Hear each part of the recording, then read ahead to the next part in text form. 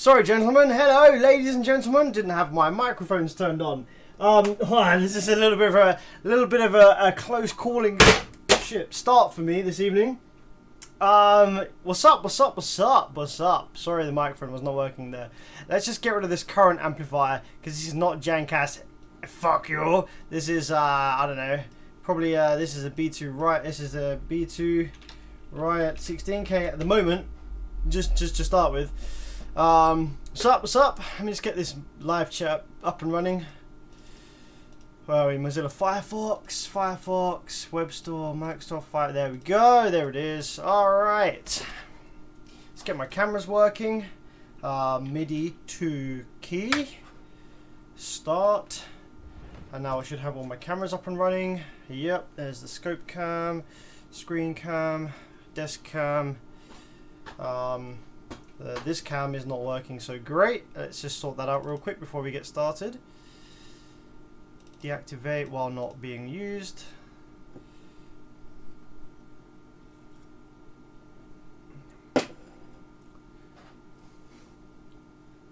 There we go. Back up and running. Back up and running. Okay, guys.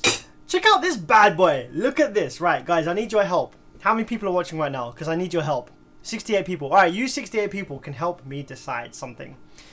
Today, I picked up a brand new soldering iron. Look at this freaking beast! Look at the size of this thing! Fucking hell! It's a 200 watt soldering iron. I picked this up for doing stuff like ground traces and terminal reflows, new terminals, big MOSFET stuff. So let's just take a look at it in comparison to my current soldering iron. This is a current soldering iron with the current soldering iron tip, and this is the new one. Look at the size. Look at the size difference in those tips.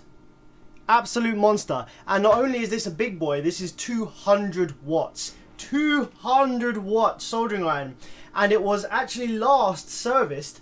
I checked the plug, the UK plug on it says that this device was last inspected in 1992. So not only is this a beast ass freaking soldering iron, this is a vintage beast ass soldering iron from from probably before 1992.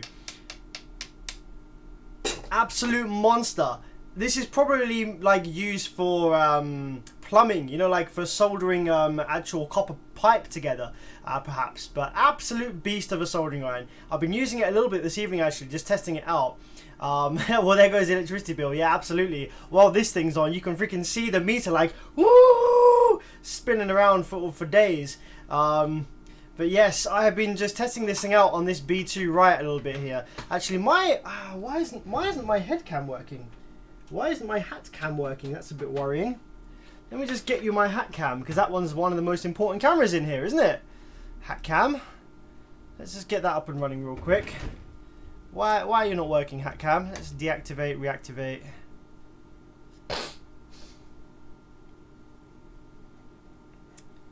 Activate. Yep, that should come back to life now.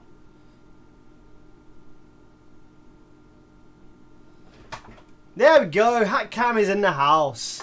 Just need a little refresh.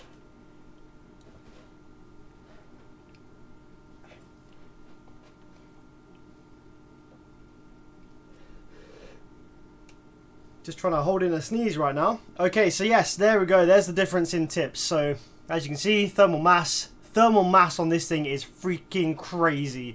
The heating element is about here, I think, actually. So it soaks heat down through the tip. And it is fantastic for getting out those stubborn ground traces or like terminals and shit like that you can't seem to remove with a normal iron. So anyway, what I said is, no, sneezing, Rona has nothing to do with sneezing, guys. Sneezing is just my trademark. I am a sneezy guy. I am typically a sneezy person. So guys, I need your help this evening. We need to come up with a name for her, right? We need to come up with a name for her. What we're gonna call her? I want to call this, right? I want a female name, and I want it to be a I want it to stand for something. So I was thinking Masi. Okay, spell M-A-S-I. This could be Masi, and it could stand for massive ass soldering iron, or it could be Daisy, D-A-S-I, dank ass soldering iron, or it could be what else we got? Masi. It could be freaking, hang on, F, Facey. It has to end in SI because it needs to be soldering iron. So yeah, Daisy, Maisie, yeah,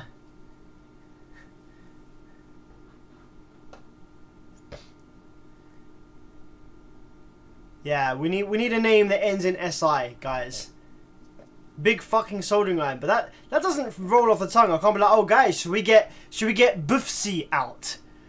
Buffsy, that doesn't work. We need a name that actually sounds like a name, gents. We need a name that sounds like a name. Big Bertha, Elsie. What? Hey, Jesse James. What does Elsie stand for? Enormous, long soldering iron.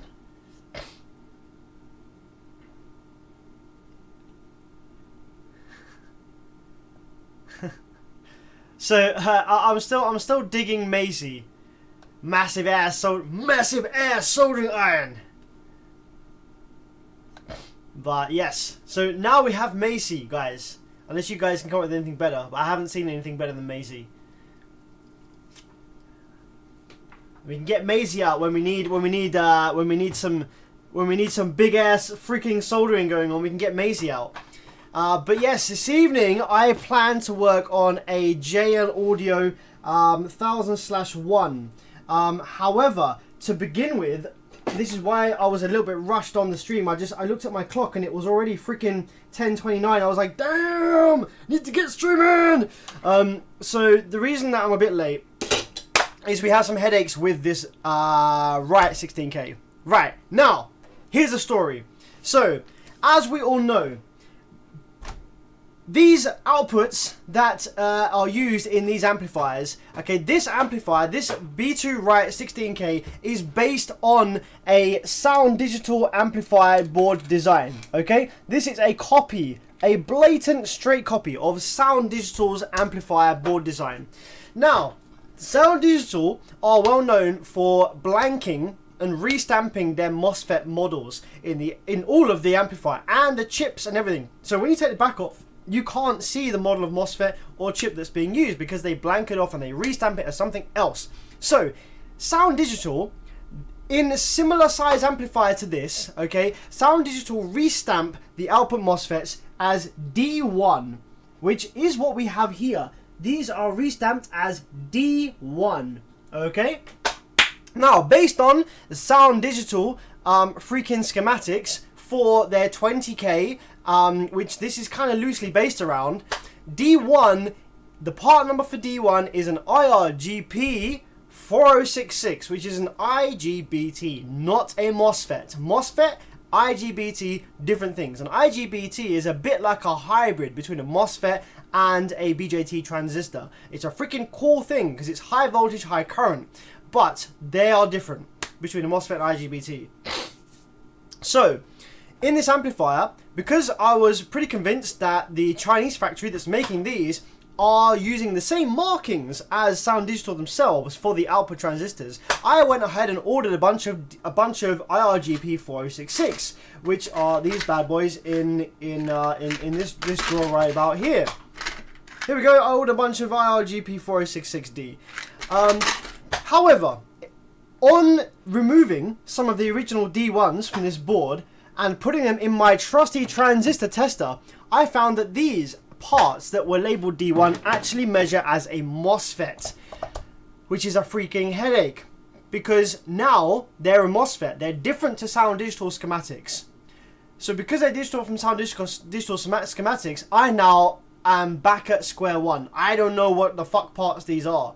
And I can't fit any of my IRGPs that I bought for this amplifier because they're completely different, not only completely different models, but completely different category of component in the freaking first place. So, as a result, I'm probably just gonna basically. There's a customer that's waiting for one of these pretty urgently, so I'm gonna have to steal some parts from one of them, the original D ones, put them into this one here for the customer who's urgent for this amplifier, and then we're gonna have to either get some D ones from the factory and just not know what they are, just get them to ship over pre-stamped D ones over here, or we're gonna have to completely refresh the whole amplifier with the IGBTs, which wouldn't be a bad thing. IGBTs are awesome, they are fantastic. We could replace the whole amplifier section with IGBTs, and that would be great. Problem is, IGBTs are like £10 each, and this amplifier requires 24, which means that that is going to be £240, £240 in parts alone. £240 is like freaking, I don't know, what's £240 in dollars? 240 GBP in USD. That's like spending $326 on freaking parts alone, without any labor charge. So obviously that's not ideal. So we need to find out either what these D1s are, or get like freaking hundreds of them sent from the factory, so I've got spares here. I could make a very educated guess as to what they are based on the rail voltages in the amplifier and the VT and the CG readings on the transistor tester. That's fine. I could probably figure out roughly what they are. However, because we have a whole bank surviving over here, if I'm making a guess as to what they are, then I don't want to guess what they are and fit them in with the others in case the model is different, in case I'm wrong. If I'm going to make a good guess as to what they are, I need to replace all of them to be absolutely sure they're all the same, which will be fine. I would probably make a fantastic guess, and I would probably I'd probably use some fantastic parts that work great in this amplifier. Based on the amplifier's requirements, specifications that I read, I could fit this amplifier with some FETs, no problem at all. But what I can't do is I don't trust myself in fitting them with the originals there without knowing what they are from the factory, because I don't want to put in parts that are different from the factory, because then the amplifier won't last so long. Yo, Reese Carney, thanks for the 5, my bro. Thanks for the help today again. No worries, man. Absolutely happy to help anytime. Repair the amp with Macy. Wire blanket and reface it? So that people can't copy, even though this is a freaking copy. So China copies an amplifier and then blanks off the parts to prevent people copy. Fuck you! So that's what's going on here.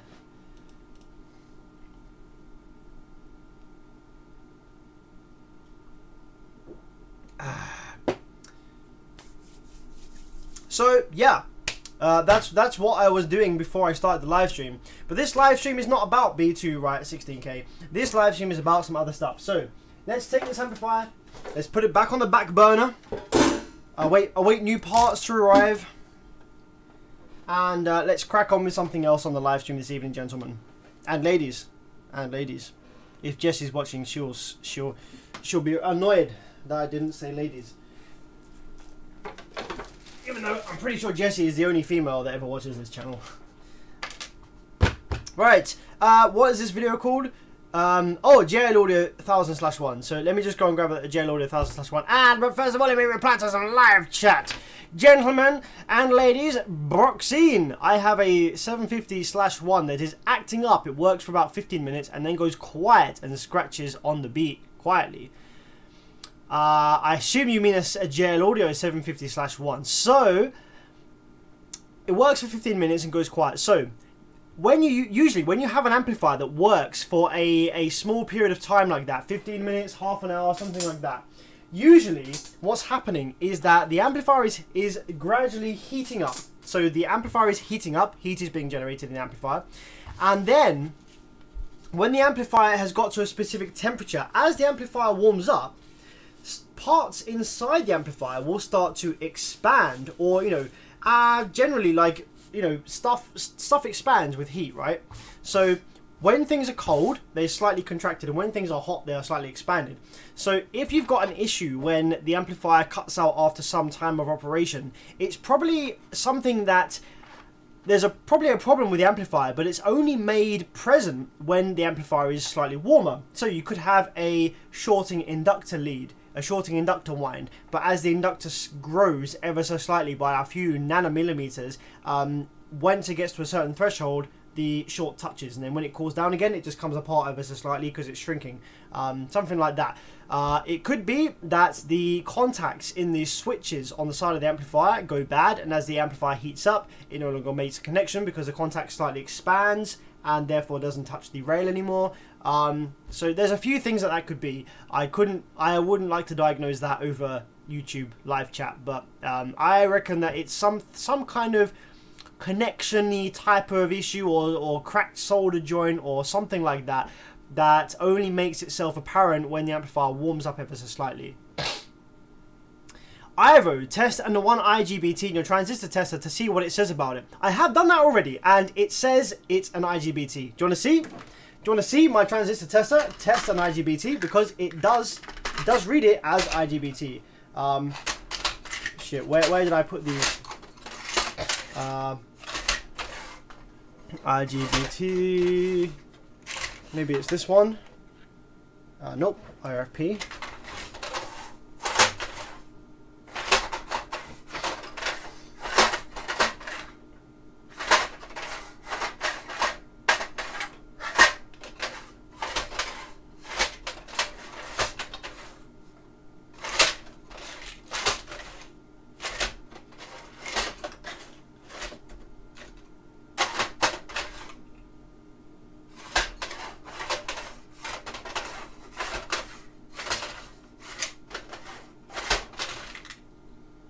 Can't freaking find it. Where's it gone? I had like a load of spares. There we go. Finally found the right freaking drawer. So my transistor tester does read IGBTs correctly. This is an IRGP 4063D. So if we put one of these in my transistor tester, you can see here that this reads correctly as NE. Wait, let's just get this. This is terrible. NE IGBT, and it gives the IGBT logo over here. However, when we test one of the D1s in the amplifier, it actually reads it as a MOSFET. The new IGBTs that I ordered, which are IRGP 4066, now my transistor tester can't actually read these.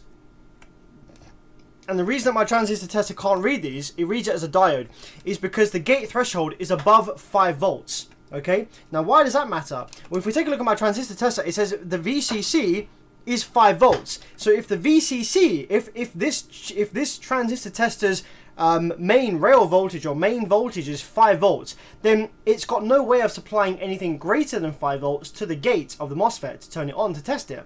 So if the MOSFET or the IGBT has a gate threshold voltage greater than 5 volts, then the transistor tester just can't test it because it doesn't turn it on. So yes, the original D1 part is a MOSFET. The transistor tester reads IGBTs correctly. Therefore, by reading a D1, it reads it as a MOSFET. It is a MOSFET. That's the problem.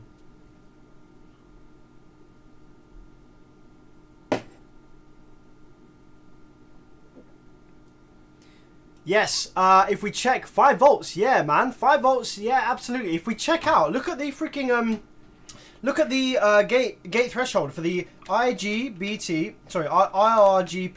4066. Check this out. Look at the PDF, okay?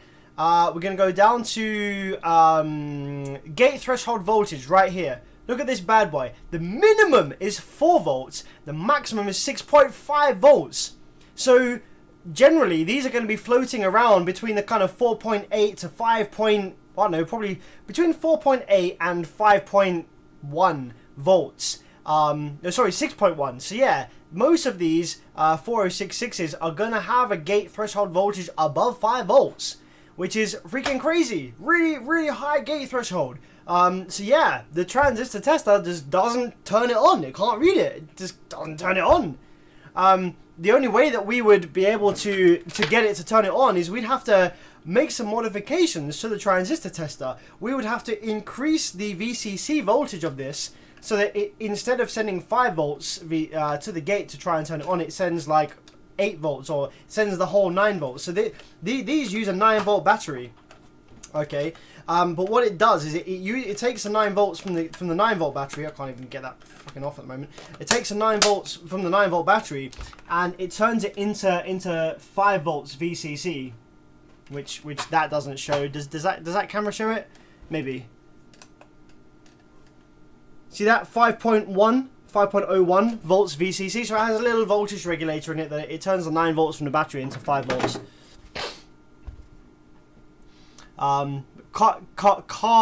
Carolus V, yes, that is the only solution, is to modify the transistor tester to increase the VCC voltage. But I don't know what kind of damage that would do. Like there could be some very sensitive. I mean, there's obviously flash. There's ROM memory in there. There's probably some flash memory. There's all kinds of hexing, like freaking level shifters, and probably all sorts of stuff in there that might rely on it being 5 volts. And if I go and bump it up to like 6 or 7 or something like that, I don't know, I might kill it. So I do have a bunch of spare. I have loads of spare transistor testers. Look at, I've got loads of these shitty ones. These are the fake ones.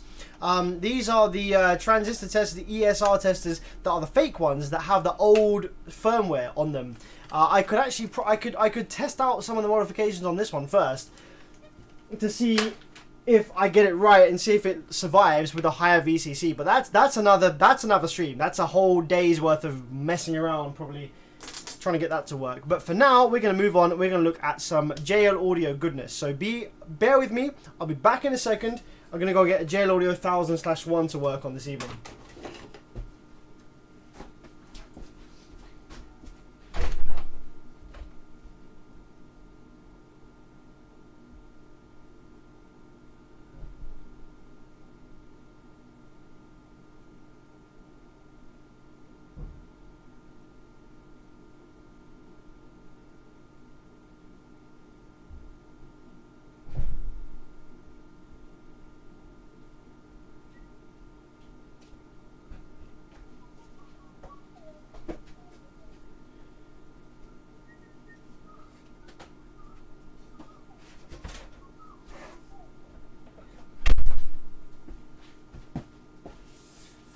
Okay, there's a good amplifier. There's a lovely little amplifier. Let's get this zoomed in slightly on this big camera up top. Okay, so gentlemen, yes, here we have a nice JL Audio. I'm just gonna get rid of some of these stuff on this. I don't need half of the scope stuff on this screen, really, to be honest. This screen's not that important to have that stuff on. Let's get rid of that one. JVC, get rid of that. There we go. So here we have a JL Audio 1000/1. Now this is, by no shadow of a doubt, one of the best amplifiers in its power range, in its power class. 1000 watts RMS. This is a freaking beast. This amplifier will do 1000 watts RMS into anything from 1.5 ohms to 4 ohms. And it will do 1000 watts RMS from anything from 10 volts up to like 15 volts. It is an absolutely fantastic piece of engineering, and I have huge respect for JL Audio for coming up with something like this way back when they did, when these were first made. So first of all, I'm gonna show you how to disassemble one of these, because it's they're a little bit of a pain in the ass to take apart. I mean it's pretty self-explanatory, really. We just have a bunch of Allen keys, a bunch of Allen head bolts to undo. We want to do the sides first. Then we have to take the whole heatsink panel off. Then we have to undo these Tiffany RCAs. And the issue with this amplifier is it works absolutely fine. However, a very, very common problem with the JL Audio /series amplifiers is the preamplifier switches on them. They go bad. Actually, you know what? I might even be able to sort this out without having to take it apart. Let's see. Let's see how bad it is. I could save myself some time right here. Let's see how bad it is to start with. So I'll show you the issue that the customer was having with this amplifier. I might just be able to clean them up with some isopropyl alcohol, and we'll see. Obviously, we'll charge accordingly. What I was going to do is change the switches out on this. But that's very very long compared to just cleaning the switches. So what we're going to do is we're going to power this amplifier up, and we're going to see how bad are the switches at the moment, and can we get away with just cleaning the switches for a pretty reliable operation thereafter.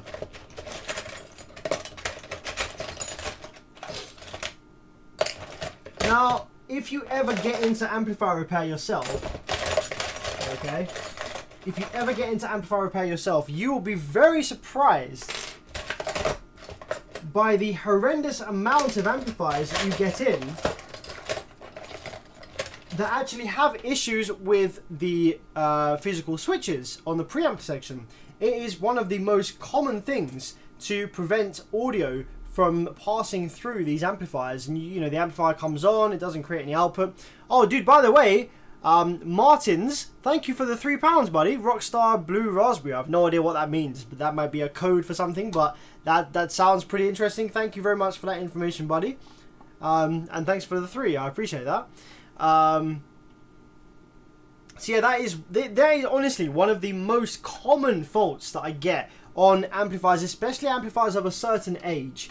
The switches in the preamplifier section, they just build up oxidization on the contacts of the switch, and they prevent the audio, because the switches themselves, they have the audio sine wave passing through them. So once they go slightly unconductive, they prevent the audio signal from passing, and yeah, you get no output, or you get like minimal output, which is a pain in the butt. So let's put some RCA signal in here. Our amplifier input section, input voltage is low. Turn my signal generator on. And we want the gain, which is this input sensitivity one right here. Let's crank that down a bit. We're about halfway. Let's turn it up to about a third. Output polarity, normal. Amp filter. Now we've got a sticker on the front here that says, this amp powers up, but sound only comes out when you play around with this amp LF filter switch. Please check rest of amp. Okay, so that's what the issue is here with this amplifier. It only produces audio when you mess around with the amp LP filter, low pass switch. So that's the switch that obviously is the dirtiest at the moment. So what I want to do is power the amplifier up and see exactly how bad that switch is, and see whether it can be saved by just a cleanse with isopropyl alcohol, rather than replacing the switch. Because in most cases, that will bring the switch back to as new operation, without having to disassemble the amplifier, which means that the customer gets a much cheaper repair. Obviously, if I can clean the switch adequately with just isopropyl alcohol, that is a much cheaper job for the customer, and in most cases the clean switch will last just as long as a new one, because it's just however long it takes until oxidization builds up back on the switch. What accent was that? I have no idea. I've had a half bottle of wine already, so it could be anything right now.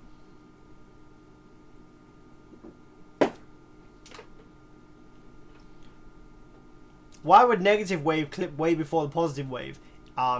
Uneven rail voltages or poor VCC voltage to somewhere in Nigeria. No.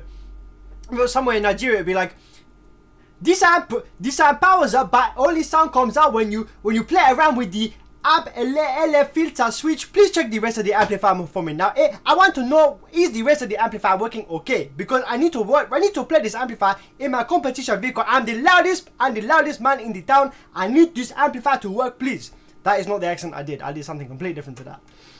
So let's see if we can clean the switch first and then go from there.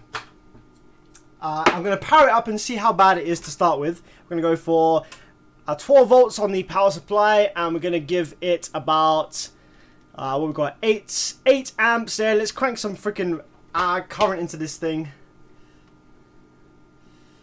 And what we've got, 1.8. Now let's go down on the frequency here.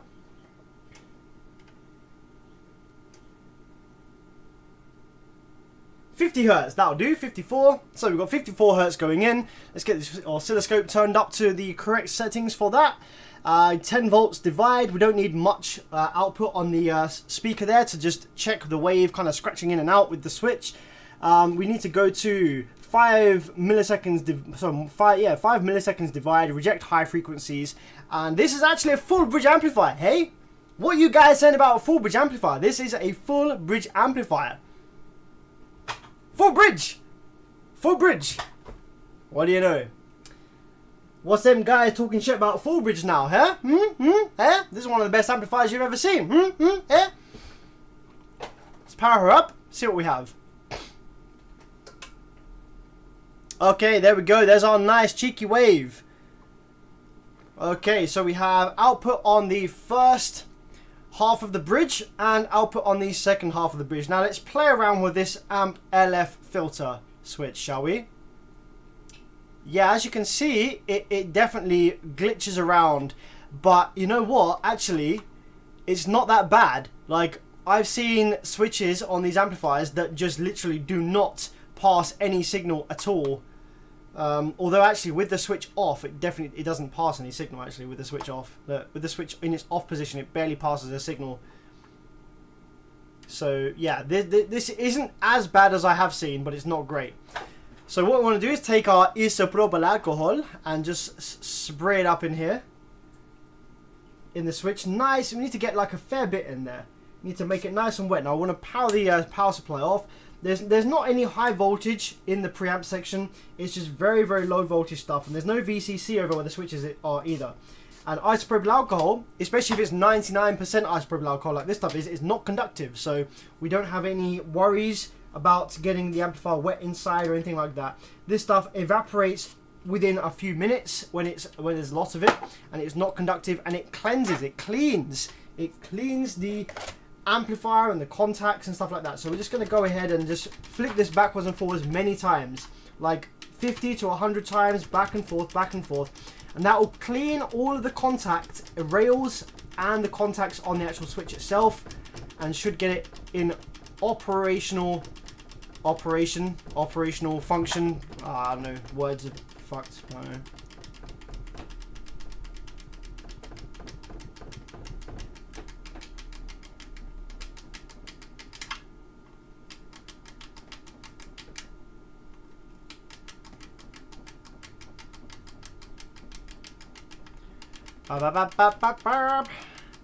Big ass 1K for a full bridge. Yeah, that's because it's got a whole load of crazy circuit design stuff going on in here for how old it is. This is an old ass amplifier.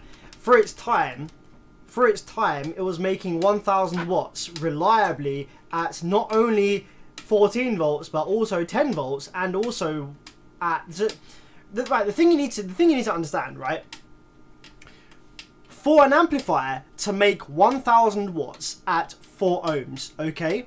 Now, most amplifiers, when you halve the impedance, right, this is a square law. This is a square law factor, okay? This is how it works. Provided the amplifier can pass the current of the extra power. If you make 1000 watts at 4 ohms, you halve the impedance, you double the power. So 1000 watts at 4 ohms becomes 2000 watts at 2 ohms, becomes 4000 watts at 1 ohm.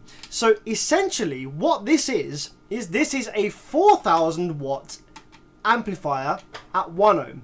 But the internals are not strong enough to support 4000 watts at 1 ohm. And they're also not strong enough to support 2000 watts at 2 ohm. So this is a 1000 watt RMS 4 ohm amplifier that has current limiting inside built in, so it limits the current on the output section and the power supply section, so that when you drive a 1 ohm or 2 ohm load, okay, it limits the current so that you don't exceed the 1000 watt limitation of the internal components. But in terms of rail voltage, okay, this has the same rail voltage as a 4000 watt 1 ohm amplifier, because in order to create the 1000 watts at 4 ohms, it needs to have enough rail voltage to create 1000 watts at 4 ohm. Therefore that same rail voltage would create 4000 watts at 1 ohm. But this amplifier will reduce it will attenuate the signal level to prevent that amplifier from producing over the 1000 watts, therefore current limiting, preventing excessive power on the outputs as a result of that. Okay, I think we've probably switched it back and forward like enough times now to see if it's made a difference.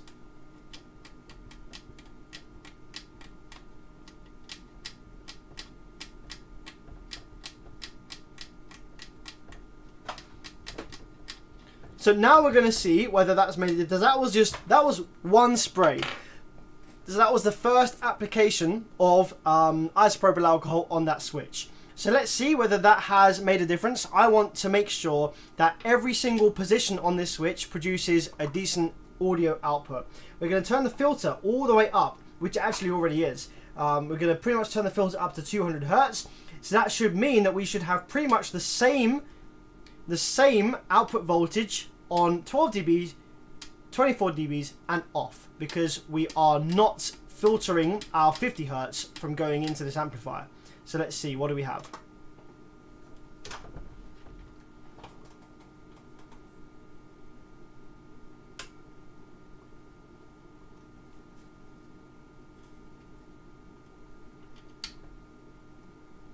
Okay, so with the low pass filter set to 24 dB, we have about 65 volt RMS.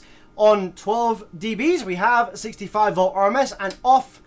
Now, I think that must just be part of how this circuit is working. So with the low pass filter off, it actually slightly reduces the voltage. But what I'm doing is I'm wiggling this around, and it's not changing it. So whatever's happening here, when we have the low pass filter off, we are bypassing one of the operational amplifiers in this amplifier, which will actually slightly boost the signal. So that's normal. So with the low pass filter off, we have a stable 79 volts on each half of the full bridge here. And with the low pass filter set to 12 dBs, we have a decent 65 volts RMS, and with on 24 dBs we have the same. And I am wiggling this switch around to my heart's content, and that wave is not moving at all. It is dead stationary. Let's put it back to the middle, dead stationary. So that switch is now nicely cleaned. You see? That switch is nicely cleaned. So we have fixed the amplifier without even taking it apart. That's pretty cool. So that's something you can do with the switch, is you don't necessarily need to replace the switch, provided that it is still cleanable. Some switches are so far gone that you have to replace them, but this switch, in this case, this is going to now be as reliable as a replacement switch, because we have completely got rid of all the oxidization on the rail and the contacts, and yeah, that's now pretty perfect. What I want to do though is I want to go through the rest of the switches and just make sure that they are not bad also. So whilst probing the output, I want to move around the polarity switch. Okay, that looks good. We're not really losing it, or when the polarity is on inversed, it drops a little bit as I wiggle the switch, although not anymore. No, that looks okay. Doesn't move around too much. Okay. Let's try the input voltage switch. This goes from high to low. That looks good as well. That's making a good contact. Okay, let's try the infrasonic filter switch. Wiggling that around. That's not doing anything untoward. That's staying at the same voltage. Bass EQ. Let's turn that on and off. Ah, here we go. Bass EQ. When we turn the bass EQ off, it drops back down to the normal off voltage. Ah, there we go, gentlemen. We have found something out that's interesting about this gel audio amplifier. The bass EQ filter doesn't work unless you have low pass filter enabled. How strange is that? I bet they don't tell you that in the manual. Maybe they do, but basically you have to have the amp low pass filter enabled in order to use the bass EQ. Because if you enable the bass EQ but then turn the filter off, it doesn't actually give you any bass EQ controls. So we're going to turn the bass EQ off because that's a bunch of bullshit anyway. We're going to turn the gain up to compensate. There we go. There's our clipping point now. So that's working just fine.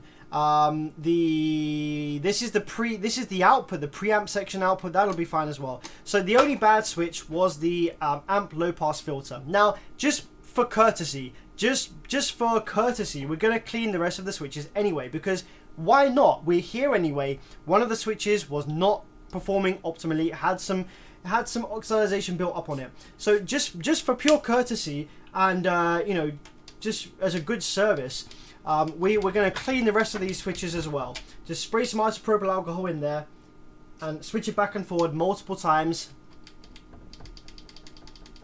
so that it just cleans up the rest of these switches that may or may not be starting to build up some oxidization on them.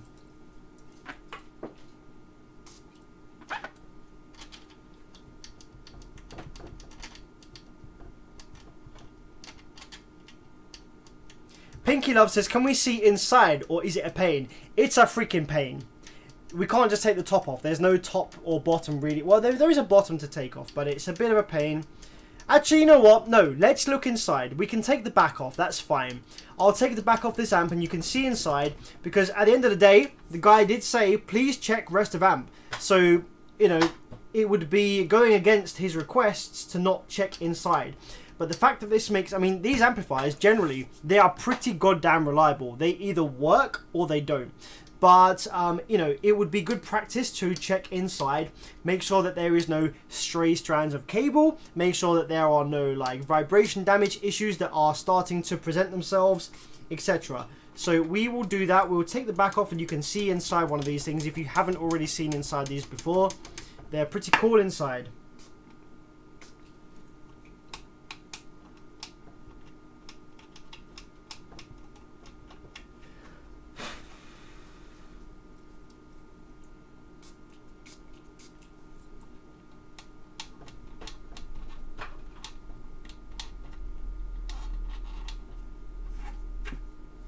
Okay, you guys want to see inside? Yeah, okay, we'll do that. I'll take the back off in just a sec. Okay. Let's get this baby apart then, shall we?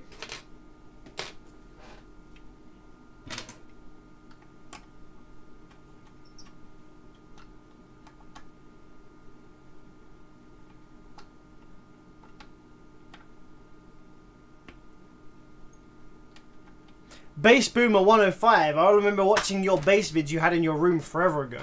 Yes, we're going to do a live stream as part of STREAMMAS where we go back and look at some of the most embarrassing, cringe-worthy videos that I have uploaded in the past. So if you're interested in seeing that, make sure that you are subscribed. Make sure that you do have the notifications enabled, because otherwise you won't get notified about that live stream, because it's very funny. I'll tell you now, that live stream is going to be freaking hilarious. There's going to be a bunch of really terrible videos that you maybe have never seen from me back in the day when I was like 13, 14 years old, didn't have a fucking clue about audio and was just doing all kinds of nonsense in my bedroom.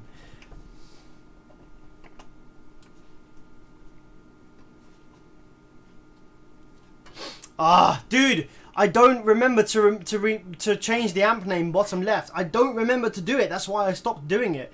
JL 1000/1. There we go.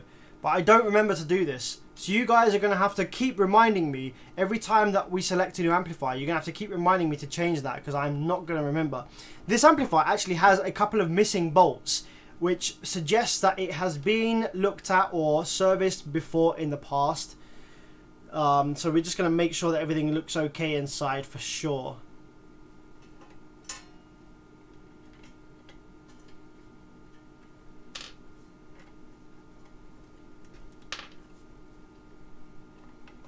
You, EXO, and Steve Mead had me hooking subs up in my room when I was like 9. Yeah, man, that's what it's all about. That's where you learn. I had like fucking, I don't know, 12 speakers hooked up to my 8-ohm stable Rotel hi-fi that was only 8-ohm stable, and it was probably playing into like, I don't know, like freaking 0.7 ohms or something like that. I don't know.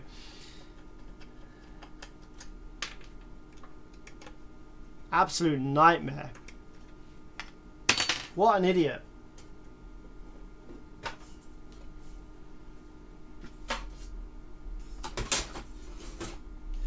Okay, so there's, yes gentlemen, here is the guts of the JL Audio 1000/1. Let's just talk you through these ever so slightly. If I can even talk you through these. Now, power supply section. Where's the power? Power supply. Okay, power supply is over this side. Okay, we've got a bunch of cool stuff in here. So we're going to talk you through it. So here's the power supply section. This is some fucking good engineering. I freaking love this shit. Fucking JL Audio, absolute beasts. Look at this freaking beautiful thing. Okay, what do we have then? power comes in. 12 volts comes in, and we have the first thing that we have is a fucking inductor. So that is filtering out any noise created by the amplifier, back feeding down to the vehicle. Love it. Great stuff. We have a row of 4 monstrous reverse polarity protection diodes. Love it. Absolutely awesome. We also have, so yeah, that's the primary inductor for the 12 volts. Then we have the filter capacitors on the input, which are very good brand capacitors. Can I actually read? Can't remember what these are, but I know that they're bloody good. Can't read the model just now, but I know that these are good capacitors. Then we have this driver board right here, which is responsible for the pulse generation for the power supply section, and it's also what's responsible for regulating the amplifier to do the same power at 10 volts versus 14 volts. My friends, you won't see any TL474 here. We have a U3525A. So this is a 3525. This chip you will find in many different amplifiers, but in a different form factor. This is in the wide body form factor, which allows it to run a bit cooler. So this chip has the ability to change its dead time on the fly. It is a great chip for using in regulated power supplies. So that's cool. We have one of those. We have a bunch of other components on here for protection circuit and stuff like that. So that's the power supply drive circuit on there. Then we go over to the power supply MOSFETs themselves, which are behind this this clamp here. Now these, I think, are IRF 44Z or 48Zs, which are actually were at the time very, very good MOSFETs. They work beautifully in parallel with each other. They're not fussy about running in parallel with each other. Easy to drive. Very good drain current on those MOSFETs as well. Really, really nice FETs on here. Then, after the power supply FETs have done their job, so you can see here that the power supply FETs actually feed the transformer through a freaking like noise suppression inductor. I don't even know what the fuck this thing is. It looks like Joe 90 or some kind of CAT scan. But this thing here, this is the reason that this is here is to, I don't know, clean up or like prevent excessive noise on the power supply FET feeding the transformer. That's some next level shit that I don't really know why that's there or what it's doing, but that's something that you don't see every day. So that is pretty cool engineering. There's obviously a reason for that being there. That's like a coil of wire around a core, like an inductor, but it has the pulses from the power supply FETs feeding through it before the transformer. So that's pretty goddamn awesome. Now, check out the transformer. Okay, this isn't the best thing that I've seen. So the transformer is lifted up high off the PCB to prevent the transformer from shorting on the PCB as it is moved. However, this is quite well seated, but it's not the best. Like, there is definitely potential for vibration damage to kill this transformer from the leads rubbing here against other leads and removing the insulation layer from these leads and shorting out the transformer. There is high potential for that. So that is a thing. Don't mount your GL/1000/1 to the box. Make sure it's kept well away from vibration. We have a couple of secondary taps coming off this transformer. We have a little tap right here, which is going to be for some kind of low voltage VCC for the op amps and the preamp section. We have another tap coming off here, which is probably for the drivers, the low side drivers in the output section, which would be 12 volts reference negative rail. And then we have the main rails coming out of the transformer here. So this is the main secondary tap of the transformer. So primary, secondary, and this then feeds its way over here. What the fuck is that? That's a 705.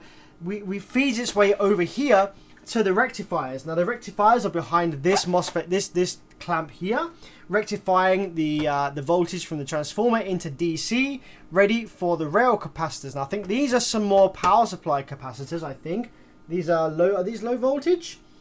Yeah, 24. So we got power supply capacitors there, power supply capacitors over here, loads and loads of power supply capacitors. Then we have the rectifiers rectifying into DC, ready for the output section. Then we have this bad boy right here. This is our freaking monster inductor, and this is to clean up the rail voltage. Most amplifiers, most Class D bass amplifiers don't have this. This inductor is cleaning up any tiny ripple or high frequency noise on the rail voltages themselves, which works in conjunction with the rail capacitors here. These are the rail capacitors. So we have filter inductor, rectifiers, filter inductor, rail capacitors. That's where the rails are stored. Now let's just quickly turn our attention back to over here. We have a couple of transformer taps off here for VCC voltage, but we also have lots of other circuits which are generating other VCC voltages for the drive circuit, PWM generation and preamplifier to work. Here we have a 7805 regulator which will be generating 5 volts, positive 5 volts for some part of the drive circuit under here. We have a couple of smaller transformers here which, I don't know, they might be something to do with the input signal perhaps, or the fact that they've got a capacitor next to them. I imagine that these are possibly some kind of supply voltages. These are some kind of step up or step down transformers for some supply voltages. The preamp section is partly lifted on this secondary PCB, which is lifted off the main board here. Here we have another transformer which is going to be supplying some kind of VCC voltage, maybe 12 volts plus minus 12 volts. We've got a MOSFET here which is an IRL Z34N. That's probably going to be a switching MOSFET. So this transformer is probably going to be switched by this MOSFET. It could be a buck converter type thing, I don't know. This will be for some kind of VCC voltage, and these will be the filter capacitors for whatever voltage is created by this transformer right here based off of this MOSFET. So that's all the kind of VCC and rail voltage. Now we move along to the output section over this side of the board. Here is the output section. So this, like I said, is a full bridge amplifier. It's a freaking full bridge. These are full bridge amplifiers. Yes, my friend. So what we have here is we have both halves of the amplifier, both sides of the bridge. We have output MOSFETs behind here. I've got a feeling. What MOSFETs do these use? Fuck, I can't remember. I can't remember off the top of my head, but they're very, very good MOSFETs for their time. I don't want to pull the clamp off because I'll disturb the thermal transfer to the heatsink. But these are very good MOSFETs, I know, and I think they are the Z variant, which is the easier to drive, cooler running MOSFET. We have the two output drive circuits right here. So on these drive circuits, we have a 2611, and we have a couple of we have a driver which is a 4420 driver, a couple of transistors, here we go, we've got a transistor here which is a 1070, a filter capacitor, and on the main board we have the low side driver which again is a 4420. So the drivers on this amplifier are 4420s, high side, low side, yeah, so that's one half of the bridge and the other half of the bridge.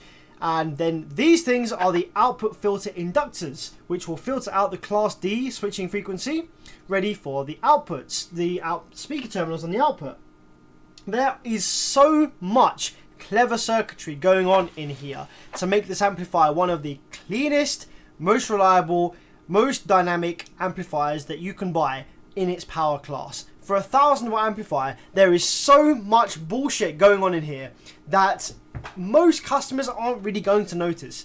But if you really want one of the best sounding, performing 1000-watt RMS amplifiers, and bear in mind this is a regulated amplifier, so this will perform like a 2000-watt amplifier when running it at 1.5 or 2 ohms.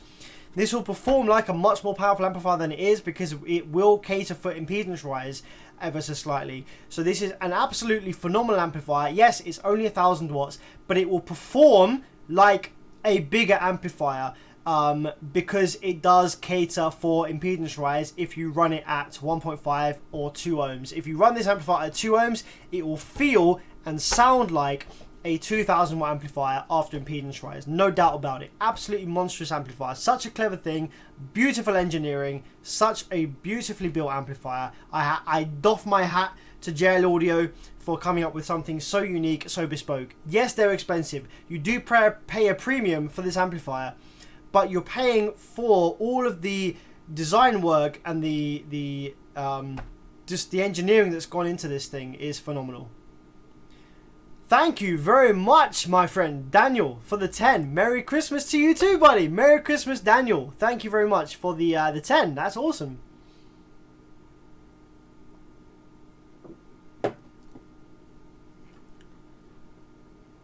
The green coil could be a transformer. No. This right here, this is an inductor. This has the red wines as 12 volts and the kind of yellowy wines as ground. This is not a transformer, that is an inductor, and that is on the power 12 volts and ground, just to clean it up if there's any noise on it. What revision is this amp? That's a good question, because there have been plenty of revisions of this amplifier. It does usually say on the board this is a revision 11. Yeah, I've got Rev 1.1. It could be 1.1, but I can't see a 1 point. It looks like revision 11. So this, I guess, is one of the later ones. Yes, strictly amps, 540s. Yes, IRF. Yes, it's a 540, but I think this one's using the 540Zs because it's a revision 11, and they switched over to the Zs a bit later on, I think.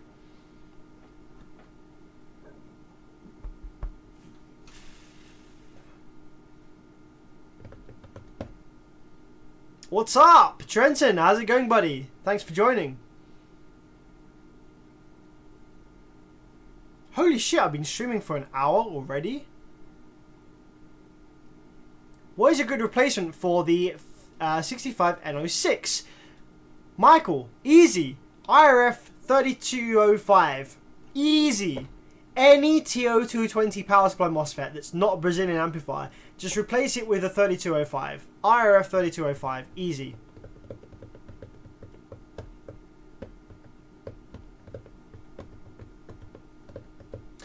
Jaden, I'm doing fantastically this evening. Thank you for asking.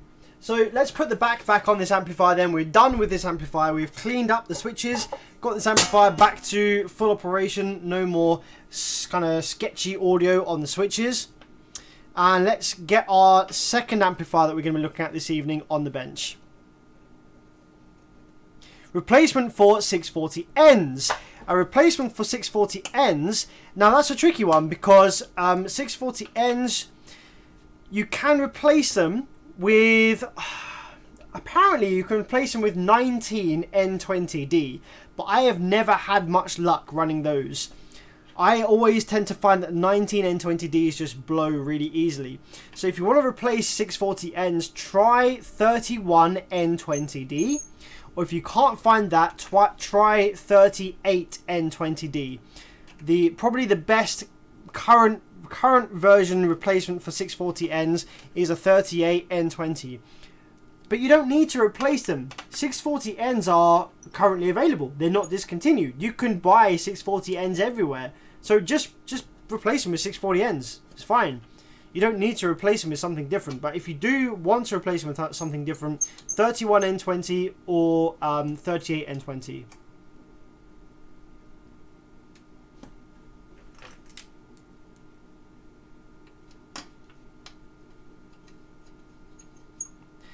Jaden says, got a Vibe Slick A3 that has a muffled sound on one channel. Sounds like you might have the low pass filter enabled on one channel. So just make sure you haven't got the low pass filter enabled. The only reason it would have a muffled sound is due to preamp fault. I want to know why all Rockford amps are expensive. Henrik, the reason that all Rockford amps are expensive is because they have a similar level of engineering to this JL Audio right here. Rockford amplifiers are all circuit designed in-house by the in-house circuit design engineers at Rockford. So what you're paying for is you're paying for something that's not a clone, you know, not just a kind of generic cookie cutter off the shelf amplifier from Chinese or Korean factories. You're paying for an actual piece of engineering marvel. Rockford Fosgate amplifiers are fantastic. They are very, very good amplifiers. And yes, you do pay a premium for that. But it is a premium worth paying, provided that you can afford it and provided that you can appreciate it.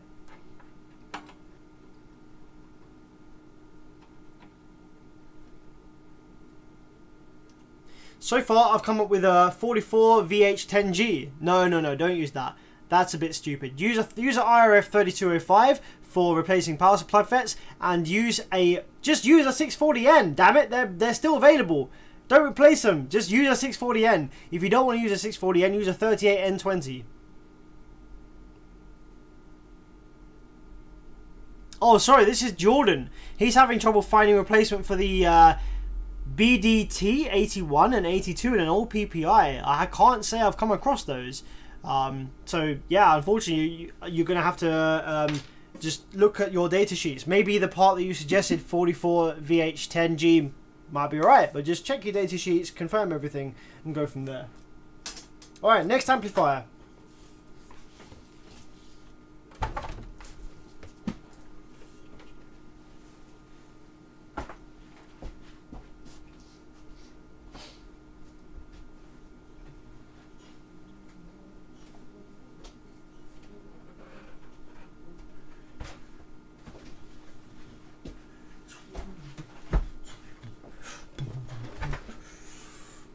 Okay, so next amplifier that we have this evening, gentlemen and ladies, is, I'm just going to change the current amplifier here. We have a Hifonics.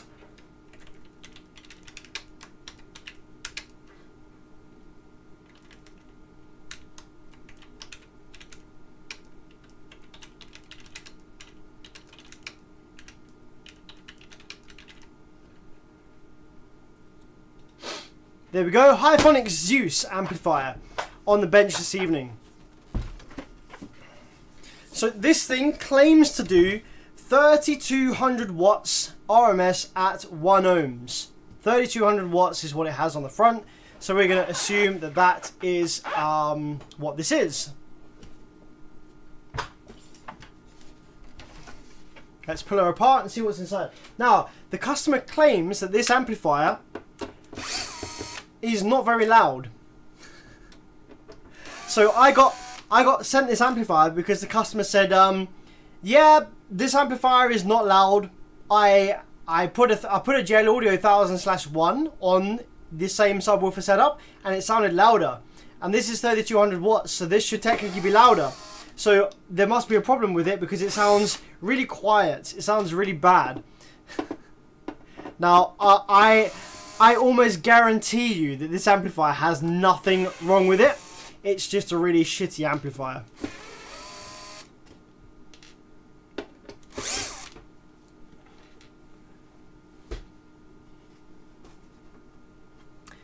Tazaf, I can't pronounce your name, sorry. You stream so well. I was surprised when I saw you only had 200 viewers. Ah, thanks, man. I appreciate that. To be fair, this is quite a niche subject, and this is not something that everyone's going to want to sit down and watch for 3 hours, to be honest. Ooh, what do we have in here? What do we have in here? We have a very generic looking circuit. Oh, now this is a freaking old ass Class D circuit, my friends. This is a freaking old ass Class D circuit. Do any of you fellow technicians recognize this output drive circuit? Look at the output drive circuit very closely. Now, this is an output driver board which is using, what is it? It's a Q, AG and DK drivers. AGDK. So this is a discrete Class D drive circuit, not using drive ICs, not using drive chips, just using transistors to drive the output MOSFETs here. This is a very fucking old way of doing it, and it's not the best way of doing it. And these output drivers, they run very, very hot. Yes, they run very warm. So, okay, this amplifier apparently works. So what we're checking for is we're checking to make sure that this amplifier is going to make its rated power. Now, in an ideal world, I would bench test this amplifier on my high current supply, but I don't have that hooked up right now. So what I want to do is I just want to make sure that there's nothing preventing this amplifier from creating a full rail-to-rail sine wave on the output terminals. Because in all honesty, provided that there's no vibration damage, provided there's nothing limiting current, if we have enough voltage on the outputs, it's going to make the power that it claims it's going to make, okay? So let's go ahead and plug this in. Inputs into the RCAs. Jordan, thank you very much for the 5. Thank you very much, man. Appreciate that.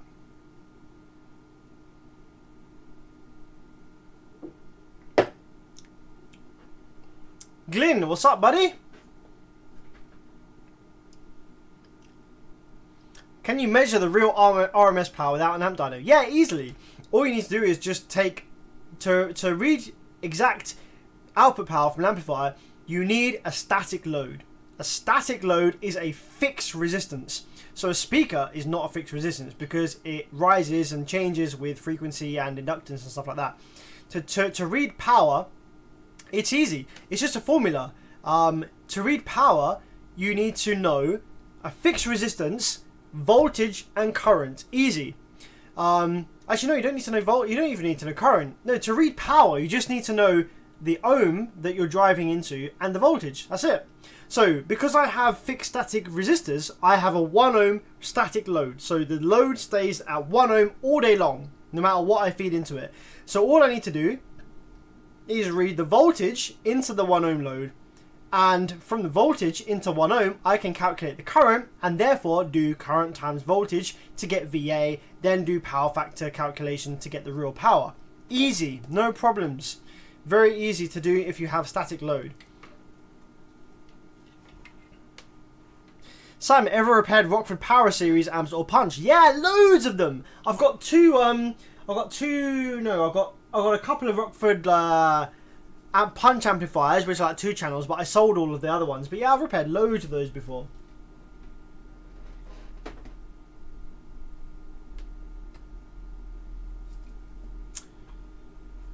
Okay, let's just check the settings on the side of the amplifier to make sure that they're not like bass boost maxed out or any of that bullshit. Let's have a look what we got. Bass EQ is at 0. Whoa, that's very rare. Subsonic is turned up. What the fuck? No wonder this amplifier wasn't doing anything. Subsonic was turned up way too high. Low pass filter was not turned up enough. And the level is turned up to maximum. So the gain is maxed out, but the subsonic level was turned up fucking way too much. So let's power this amp on and see what we have then on the output section. Let's give it, I'm going to give it 11 volts. So this is unloaded, and I'm just going to see what kind of power we can expect to make from this amplifier with like 11 volts going in with no rail voltage droop.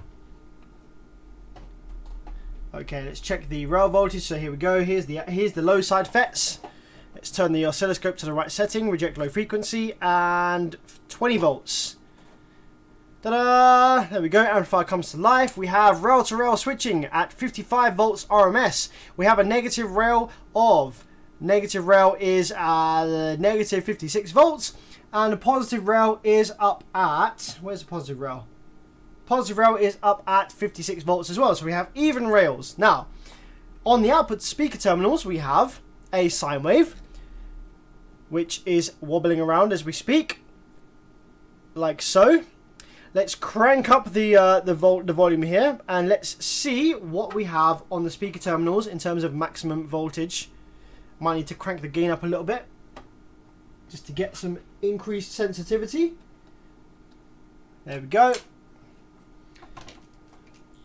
Okay, so with 11 volts into the amplifier, we start clipping at about there, which is 37 volts RMS. Now, in order to see how much power an amplifier is actually producing, you need to run high current, you need to run a resistive load.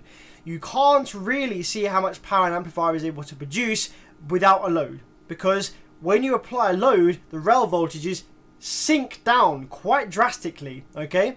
However, you can get a pretty good estimate, a pretty good guess by only powering the amplifier with like 10.5 to 11 volts and using that rail voltage limit as the unloaded sine wave amplitude. Because if we increase it to 14 volts, we'll get more rail voltage, but then when we load it, it comes back down again. So 11 to 12, like between 10.5 and 12 volts, you can use that to get a rough estimate as to how much power the amplifier is actually going to make when you feed it with 14 volts and you load it. So let's see, how much power is this going to make? So we have 37.43. This could still be overestimated. This could still be far too much power, but let's have a look. What's it saying? Oh dear. Oh my, what the fuck? Oh.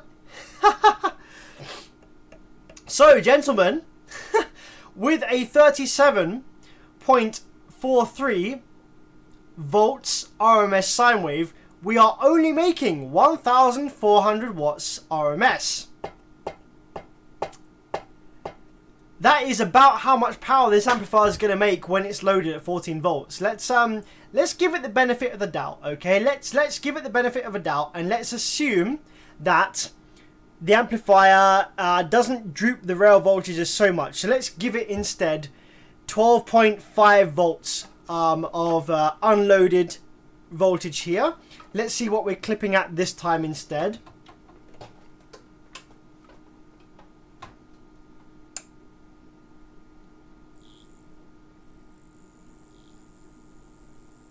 $41.6. Okay, 41.6. Let's change that up. 41.6. Wait, what the hell? Something just opened up a new tab. Didn't mean to do that. 41.6 volts RMS into a 1 ohm load is 1,700 watts. So, gentlemen, what we have here is we have an amplifier that has a rating on the front of 3,200. That's the peak rating. Okay, we chop that in half, which gives us 16. So this amplifier is going to make 1,600 watts RMS and something, maybe like 1,652 watts RMS into a 1 ohm load at 14 volts. That is a given. That is an accurate prediction based on the tests that we have made. So the reason that this guy says that this amplifier doesn't sound any very loud is because it's barely any power, and he compared it to a JL Audio 1000/1, which is okay, less power, but it accounts for impedance rise, which this piece of shit doesn't do. So therefore, this amplifier is going to sound quieter than the JL Audio 1000/1 because it won't clamp as much power to the woofers after impedance rise. There's nothing wrong with it. We put the case back on and it can fuck right off.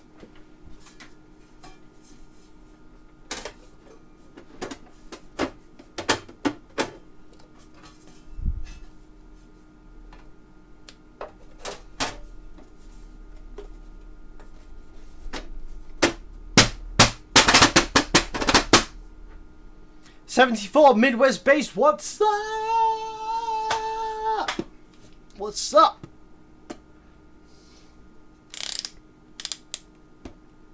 £300 charge. So for these tests like that, I only charge £15. Like for a diagnostic and health check, I only charge £15. So this amplifier, these are both the same customer. This amplifier and the JL Audio are the same customer. So that's only going to be like, I don't know, £25 on the JL Audio to clean the switches and £15 on this one to just check it out. So nice cheap repairs plus postage. Not too bad for the customer. This is not power from the goddess. This is power from the, I don't know, what's a power from the tortoise. Power from the tortoise. Power from the squirrel. The squirrel power amplifier is very powerful. 32,000 milliwatts.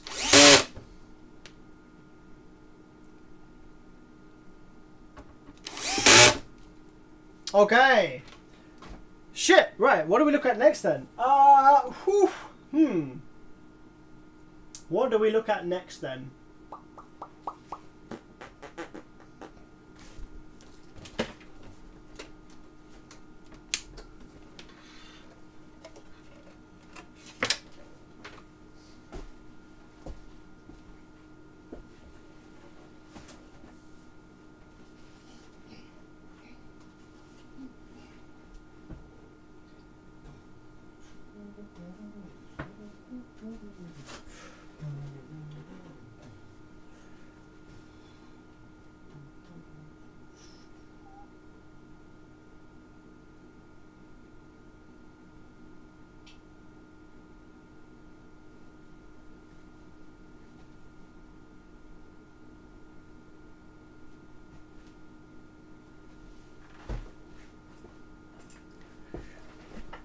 Hello.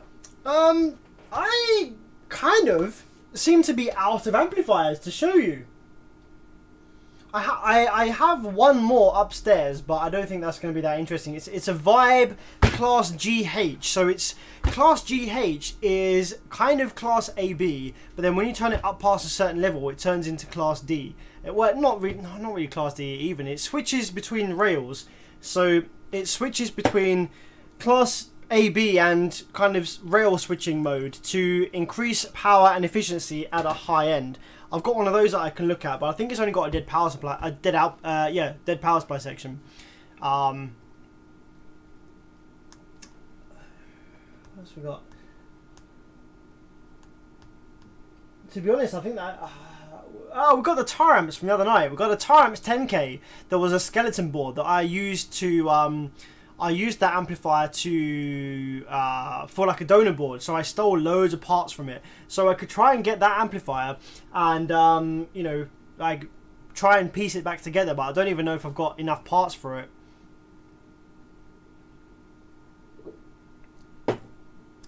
Yeah, we've got a tire amps 10K. Oh, the DLS, yes, the DLS.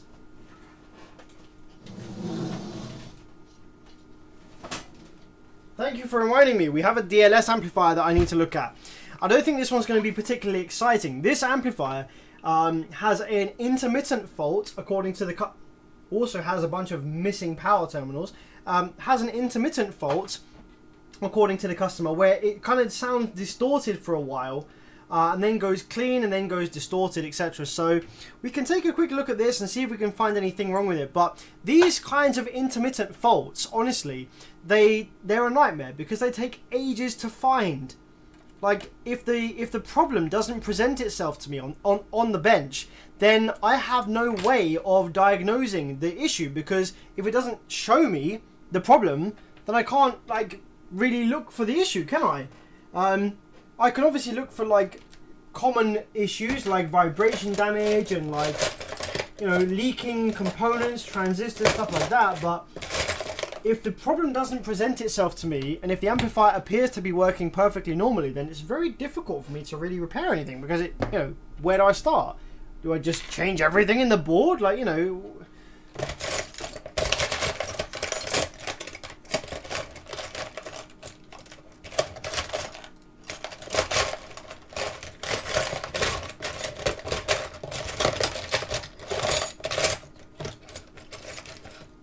Bro, I am at a loss with these freaking Allen keys, man. I've got like 4 Allen keys that are the size too big. Where's my freaking Allen keys at, yo?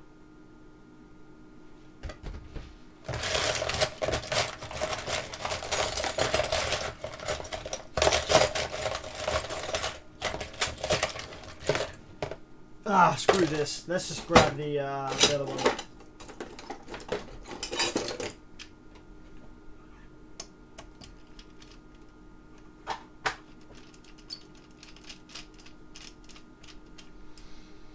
So, according to customer, this amplifier creates distorted sounds on one of the channels. So let's just change the current amplifier. DLS intermittent fault. There we go. So let's grab our signal generator then, and let's see if we can find some intermittent problems with this. It's only a 2-channel amplifier, fortunately, so we only have 2 channels to work to go by. So let's power up and let's see if we have any intermittent problems going on here with this amplifier.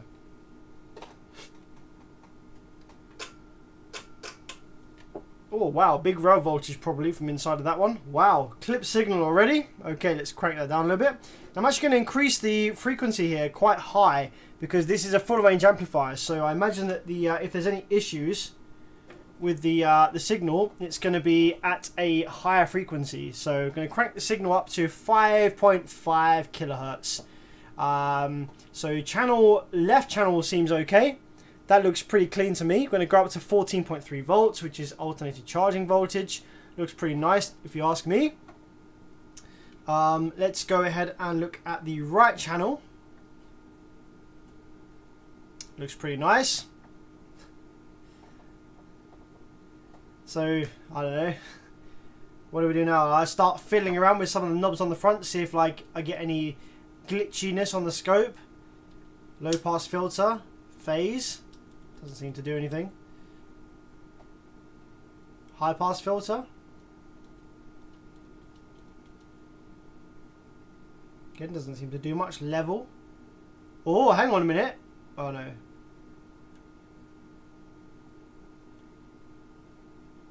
Level looks good. Clipping point. So, like, this is a difficult one. It's outputting clean audio, you know? Like, what do I do? What do I check? Like, I can pull the back off and we can look for vibration damage, but that's about it. The only thing I can do really is leave this amplifier running in the workshop for like a few hours. Hook it up to some test speakers, listen to some music for a few hours while I'm working on some other amplifiers. Just see if it you know, does anything weird. See if it creates any distortion or does anything weird. But at the moment, it seems to be absolutely fine. This is a very difficult one because the customer is saying, I've tested, I've swapped the RCAs, the amplifier is definitely bad, I've put a new amplifier in and it works fine. But unless the amplifier presents the problem to me, I can't really trace it.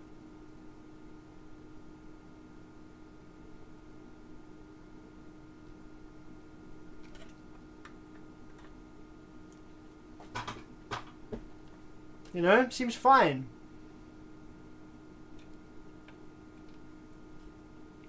So this is always, as a repair technician, this is always a difficult one.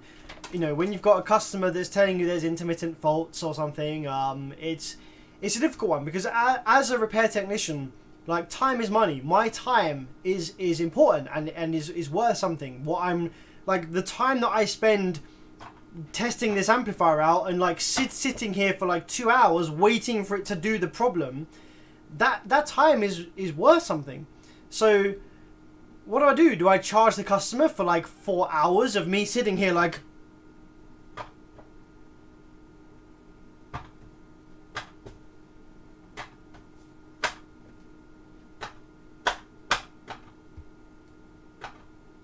fucking waiting for it to do something? Do I just charge him for all that time? No, like, he doesn't want to pay for that. He doesn't want to pay like £400 for like, I don't know, eight hours worth of me sitting here waiting for it to do something.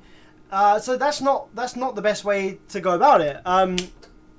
So I can put this to the side in the workshop, hook it up to some old bookshelf speakers and play music for like a few hours. But if it doesn't present the fault to me during that time, then really there's not much I can do. Should we have a look inside?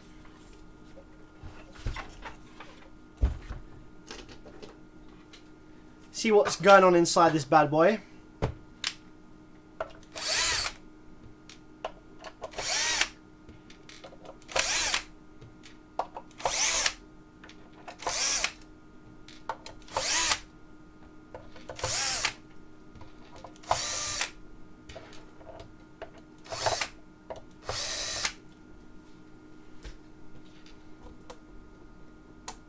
By the way, guys, if you weren't here at the start of the stream, I have someone to introduce to you. I would like you to meet Maisie. This is Maisie. Is it still hot? No. This is still Maisie. This is Maisie. Maisie is a soldering line. Maisie is a freaking beast ass soldering line. Now, the reason that she is called Maisie is because Maisie stands for something. Maisie, M-A-S-I, Maisie, M-A-S-I, stands for Massive Ass Soldering Iron, Massive Ass Soldering Iron. Not only is this a freaking big ass soldering iron, this is 200 watts. Let me just let that sink in for a minute. 200 watts. This soldering iron right here that I have on my workbench, this is the one that I use and have been using for the last 4 or 5 years. This, I think it's like 40 watts or something, or like 40 or 60 watts. It's pretty low. It's not that powerful. So this is my regular soldering iron that I've been using to repair everything. And I've done terminal replacements. I've done inductors, transformer rewinds, removals, etc. I've done everything with this. Look at that fucking size difference. The shaft is bigger than the handle of this one. Absolute beast. So guys, I want you to meet Maisie. If I ever say on my live stream, guys, I think we need Maisie, then that's what I mean. we're getting Maisie out. Maisie, massive ass soldering iron.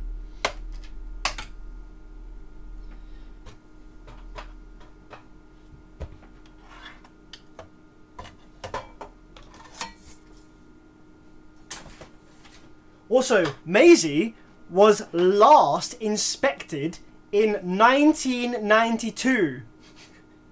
I was born in 1991. So when I was 1 year old, this was being inspected by an electrical engineer right here. This piece of equipment I have in my hand was being inspected by an engineer when I was 1 year old. And now I have it here in my hands, working perfectly fine, soldering amplifiers.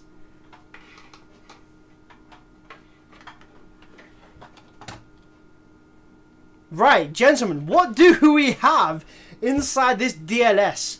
A lot of shiny bullshit. Wow, look at this thing. Wow. Okay, very shiny. Wow. Many shinies, many glisten. So, wow, okay, fair enough. We have the power input terminals. Okay, now, this is actually a very nice amplifier. This here is a dual mono. Okay, the reason that we know it's a dual mono is because we have 2 channels, so it's a 2-channel amplifier, but each channel has its own power supply section. So we have the power supply section with a transformer for channel 1, which is right here, has its own transformer, has its own rail capacitors. Looks like this rail capacitor has been replaced before, actually. Look at this. This capacitor is a little bit taller than the rest of them. That's interesting. Slightly taller rail capacitor over here than the others. So that might have been repaired before. So we have, yes, each channel has its own rail capacitors and its own transformer. We have an inductor sitting on the 12 volts input for each channel, cleaning up any sounds coming from outside or cleaning up any sounds going back into the vehicle from the amplifier.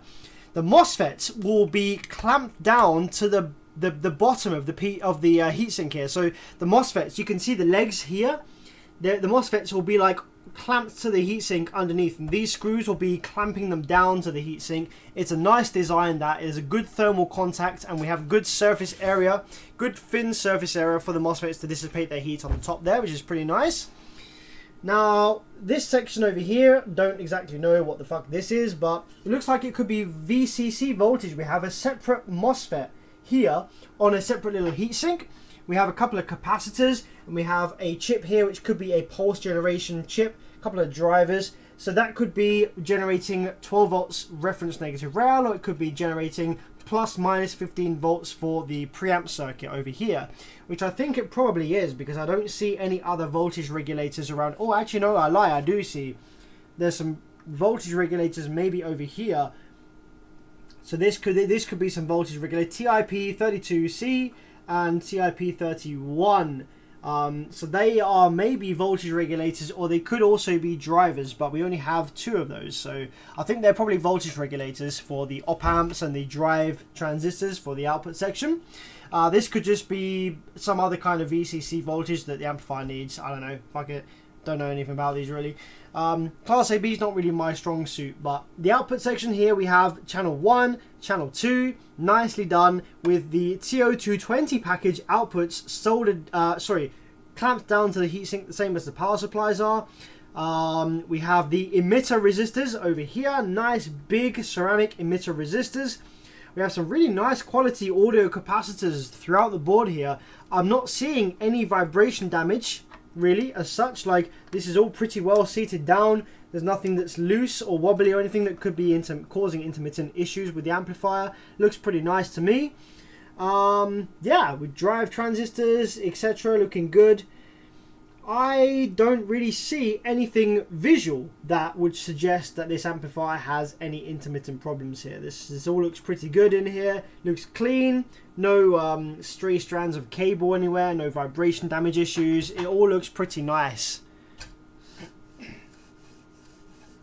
So I imagine that the customer might just have an issue with the rest of his system, but what I will do is over the next few days when I'm working in the workshop, I will hook this amplifier up to some spare bookshelf speakers for some music. Music.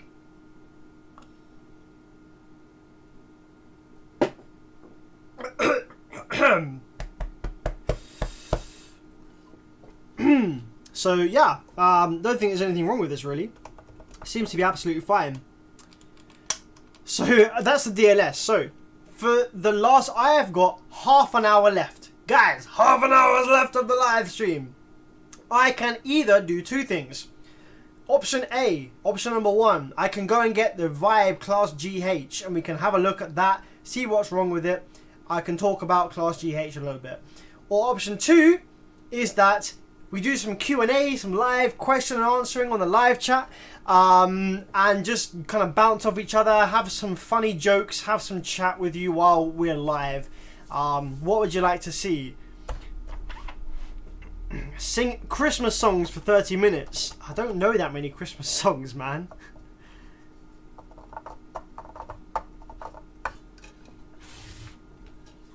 Okay, I think people want to see me go get the Vibe amp. So, nah, no worries. Let's put the back on this amplifier. Let's put the back on this amplifier. Let's go and get the Vibe amp from upstairs then, shall we?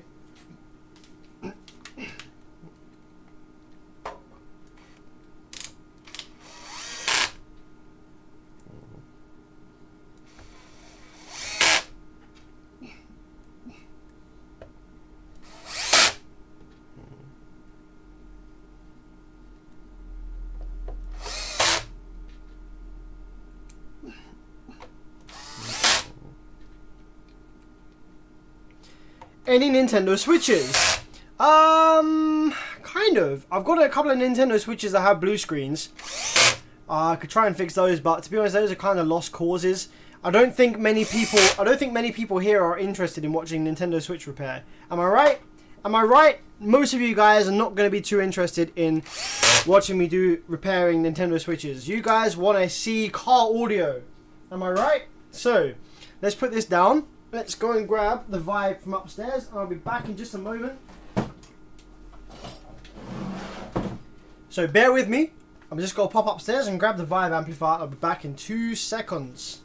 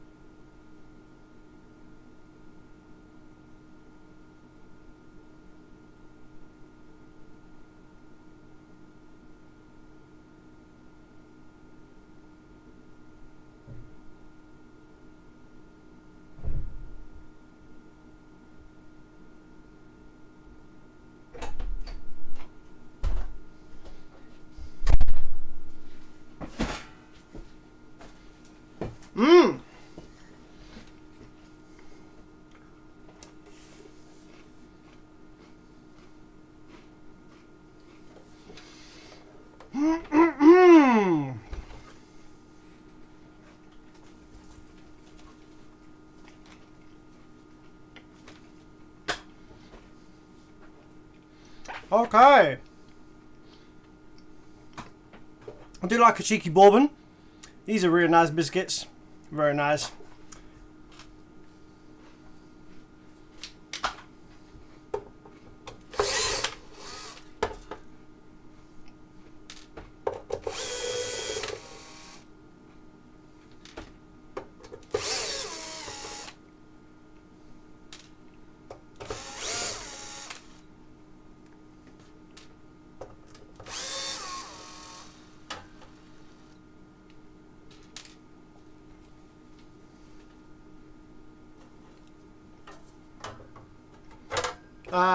Breaks 187 Bevis, just out of interest, where are you in the UK? I am South East London, just on the border of Kent. Ooh.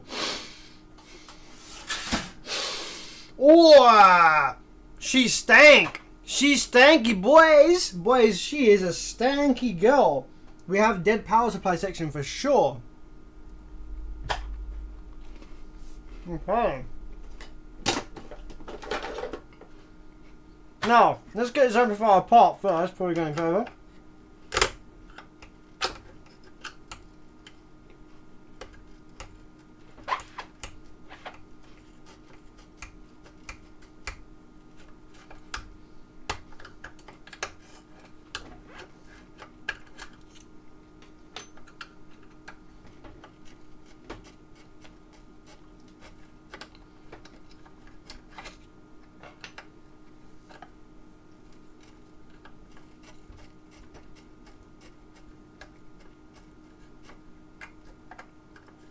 Thanks for disclosing your location. Now your doorstep will have piles of amps with sticky notes. I will be very impressed if you can find my location just based on the fact that I said I'm southeast London. Like, if you don't know, like, the UK is very, very, very, very densely populated. You will struggle to find out where I am based on just that information. But to be fair, it's not very difficult to find out where I am. Because at the end of the day, I'm a business. So, you know, I tell people my address all the time because people post me amplifiers. So all you have to do is just ask someone that recently posted me an amplifier. They've got my address.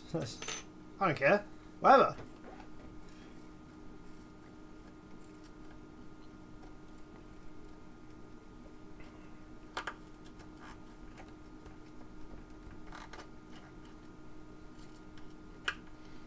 Thomas says use Maisie. We could use Maisie for this amplifier. We could. Might be a good idea actually. We could use Maisie. Oh man. Whoa, she stank. Alright, let's check it out.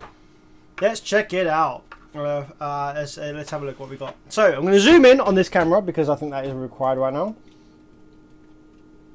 Okay. So then, gentlemen and ladies, if there are any ladies present, please make yourself known because I like to include the ladies if I say gentlemen and ladies, ladies and gentlemen. So, power supply MOSFETs look like this. Obviously, dead power supply FETs. That's no worries. That is something we see a lot of. That's fine. What I am a bit concerned of, though, is that the resistors here... This resistor seems to be, well, pretty bad. That capacitor's in the way. Get out of the way. Camera can't see it. This resistor looks pretty bad. There's a couple of resistors here that don't look so great. So I reckon that potentially these are the MOSFET drivers. I think that these could be pretty bad. These resistors also look kind of black, but I reckon that these got covered in soot from the MOSFET blowing. But this resistor here, this doesn't look too healthy, I'm not gonna lie. Gate resistors don't look so great either. Although only one bank of FETs seems to have died. So if we look at the MOSFETs here, we have 3 here. So one bank, 1, 2, 3 here. And then we have another bank, 1, 2, 3. Now these ones seem okay. And also the gate resistors seem okay. They're probably bad. They're probably bad. They're probably dead. But it's just interesting to make note. When you're repairing an amplifier, just make a note of how did this amplifier fail? Like, what am I looking at here? What has actually failed? Because that's a good idea. It gives a good telltale sign as to what the actual problem is. So if we only have one dead bank of power supply MOSFETs, it could be that the transformer is shorted. Could be that the driver gave up on that bank of MOSFETs. It just kind of helps you to maybe decide what the original cause of failure was. So yeah, 3 dead MOSFETs here. These ones didn't burn as badly, but they are probably still dead anyway. Drive circuit could be bad. So what I'm going to do is I'm going to snap off these MOSFETs here, the 3 that are obviously burned, because there's no reason keeping them in the board anymore. Because they are obviously dead, obviously burned.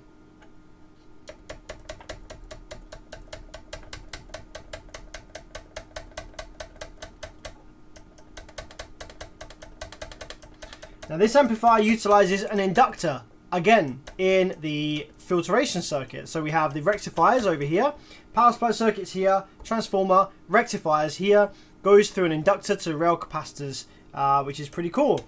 Then output section. Oh guys, what the fuck, man? Why would they do this? Look at this. There is a freaking screw. There's a freaking screw that is shorting this diode D13 to the heatsink. Why is this in here? We didn't put that in here. There were some missing screws from the heatsink, so someone's taken it apart and there's a screw left inside. So that's probably why this died. It probably fucking shorted out on stuff as it was moving around inside. What a load of bullshit. Who does that?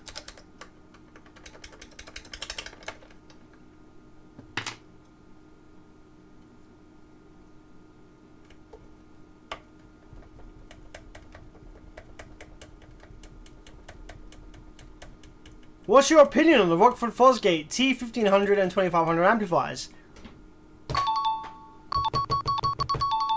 Very nice. Very nice amplifiers. I like them. They are bespoke in-house designs using good quality components, a decent build quality. They are, however, expensive compared to other amplifiers of the same power.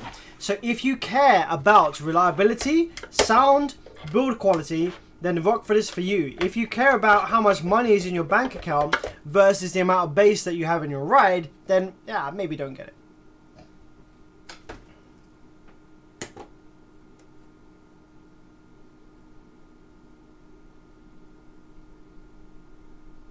What are the best amp brands on the market right now? That's a very difficult question because it really depends on what you want and how much money you want to spend. Like best overall, like best circuit designs ever, or best value for money, or best power for the money, or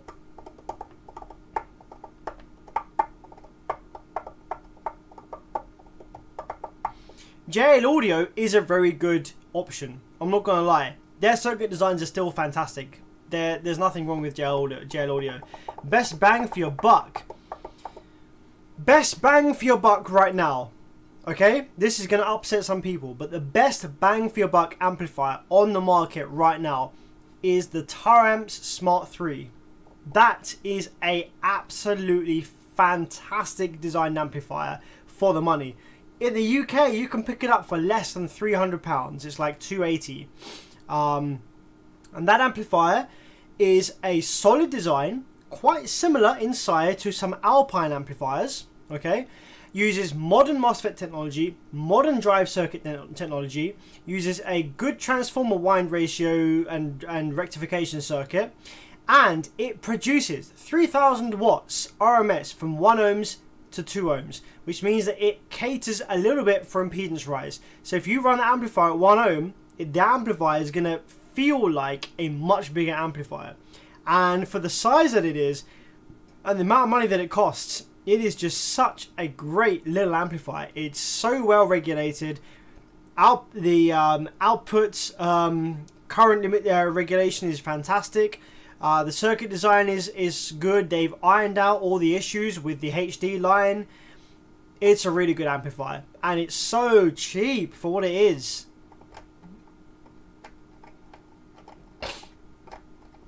It's not the best amplifier, don't get me wrong. The Taramps Smart 3 is not the best amplifier, but for the money, it is absolutely leaps and bounds beyond anything else. Right, so now that I have removed the 3 obviously burned power supply FETs, let's just see whether the other bank survived. I'm not going to leave them in the board. You know, we're gonna take these out anyway and replace them, but I'm just curious to see.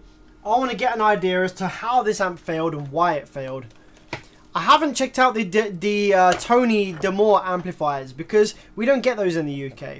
So I've seen pictures of them, but there's only so much that you can tell from a picture. I want to see one on the bench, but we don't get that shit in the UK.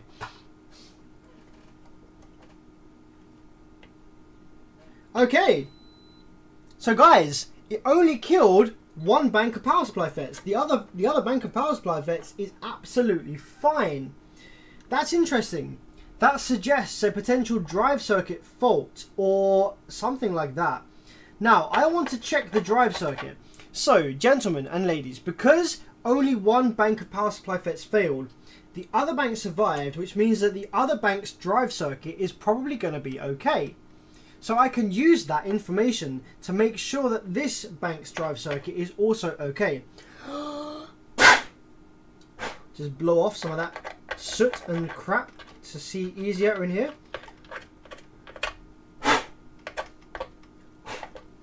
There we go. Get out of here. So, these are the drive ICs for the power supply section. So I just want to check which is the outputs of those. So I'm going to take my oscilloscope probe and I'm going to go to the gate of one of the MOSFETs over here that survived. What is the value of the gate resistor? The gate resistor value is... what do we have? What do we have?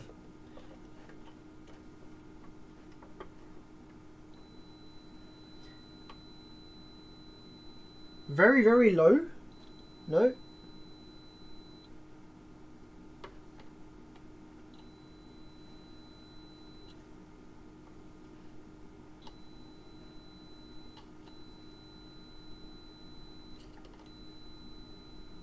Okay, interesting.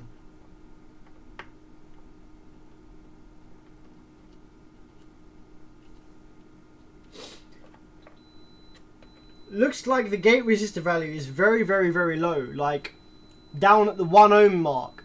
So it looks like we have a shared gate resistor for each bank and not a separate gate resistor per FET, which is very, very interesting.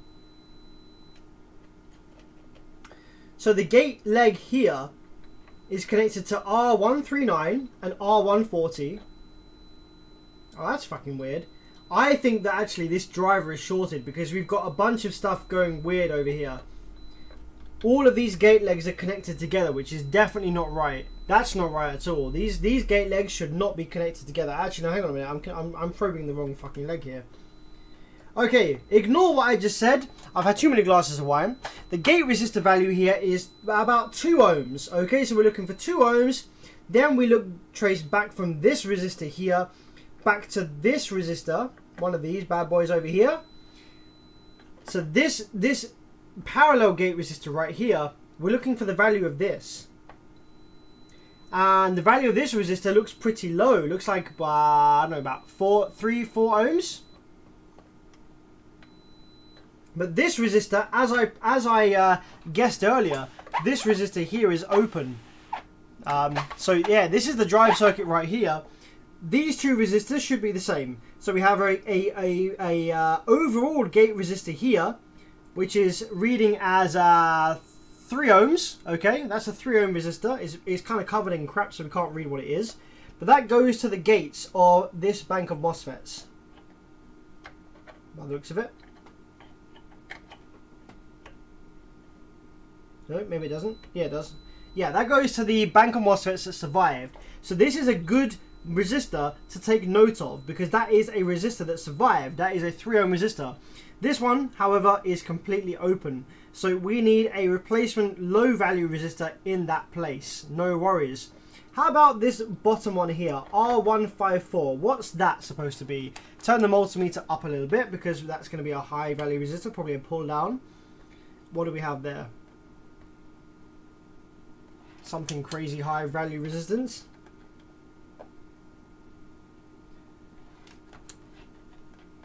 We have 52 kilo ohms. 52 kilo ohms. Make sure that's the same on the other side. Yep, 52 kilo ohms. So the pull down resistor survived. So we just need to replace this 3 ohm resistor here that is no longer 3 ohms anymore. That's easy to do. What we're going to do just for diagnostic purposes, we're going to jump over that resistor just with a little jumper wire, because I don't have any 3 ohm or 2.2 ohm resistors in right now. But that's easy enough. We can order a new one of those. I might even have a spare one of those on a donor board. Actually, I'm pretty sure I do. I'm pretty sure I've got a donor board with one of those spare on it. Let me go and grab a donor board real quick. I think I've got one of these boards that's spare.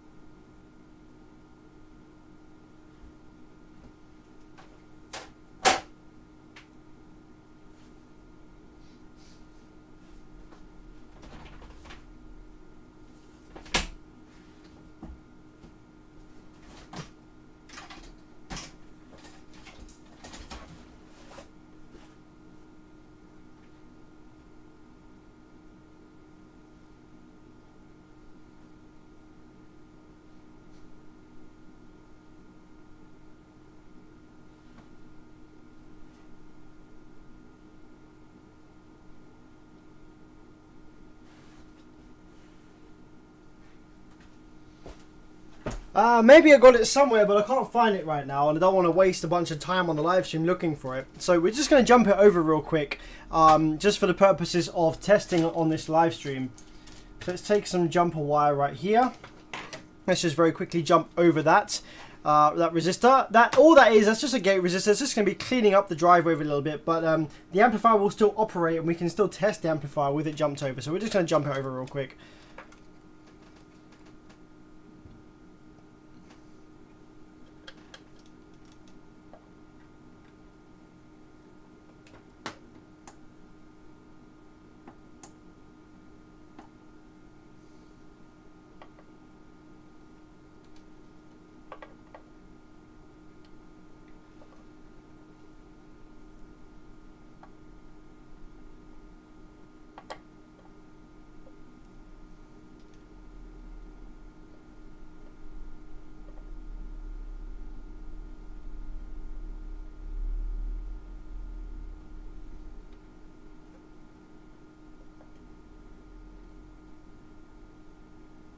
There we go. So the important thing that I want to know is, did the drive circuit itself survive? So we still have the 3 surviving MOSFETs left in the PCB here, in the board. So I don't want to have to remove those, because that takes extra time, and we're just doing a quick diagnostic right now. We're not doing a full repair. We're just doing a basic diagnostic, working out how much stuff in this board is actually dead. So I'm going to take a spare 640N power supply MOSFET. We're going to drop this in the board, in the bank that died, in one of the banks that died, which is just here. So we're just going to very, very quickly solder this in place as a temporary MOSFET, just to get the amplifier powered up and get the transformer working with all banks working on this transformer. And we're going to power it up, and we're going to see if we have any dead output section FETs or anything like that.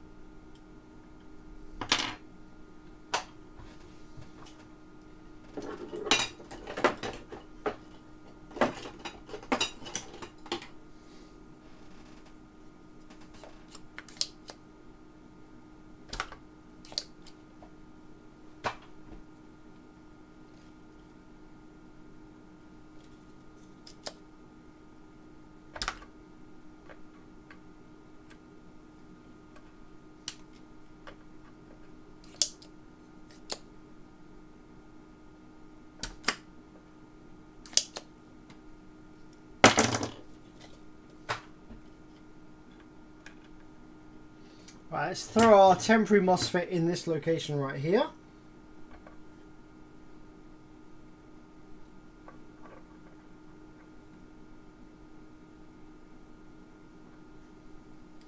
I'm going to bend the legs the other way actually. It's a bit easier if I bend it the other way.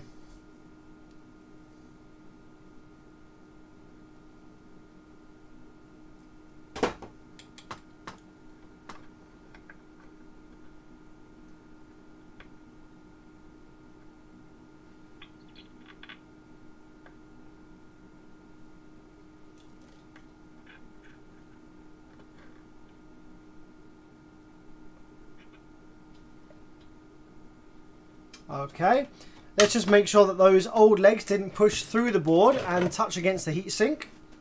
Hopefully they didn't, because otherwise that's a headache. Got to take it all apart.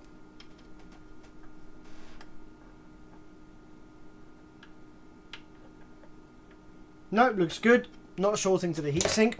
So now let's try and power this up. Now, if you ever come across these amplifiers, if you are ever working on one of these amplifiers on the workbench via Class GH, you will not be able to power this amplifier up fully without a car battery or a bank of supercapacitors.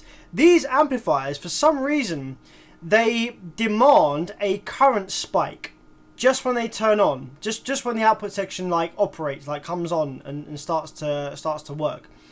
And that current spike sends the amplifier into protection mode if the voltage requirement isn't met for that spike. And it's such a sharp, short spike that my 20 amp power supply, bench power supply, can't provide it. I need to use a battery, or I think I had some success with some super capacitors hooked up to the amplifier's, you know, inputs here to actually get it powered up and operational for a long time. So what I'm going to do is I'm just going to make sure that it fires up and creates rail voltage. Just before that, let's make sure that there are no shorts on the output transistors over here. Now these are interesting. You will read a short circuit or a low value resistance between legs 1 and 3 of the output transistors. So you've got 22 ohms there. That's normal. But what we don't want is we don't want a short between 1 and 2 or 2 and 3. This is a very, very interesting, special, different amplifier where you do read a short on the output transistors. Very, very strange.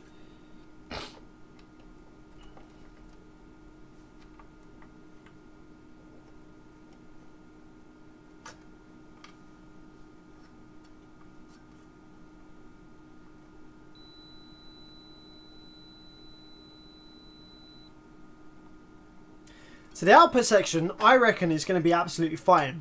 So what we want to do now is turn the power supply on, build some rail voltages, and see how that goes. I want to make sure that the power supply section drive circuit has survived. That's the most important thing right here. And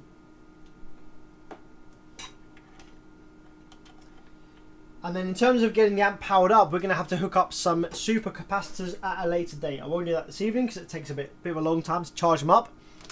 Let's turn the power supply on.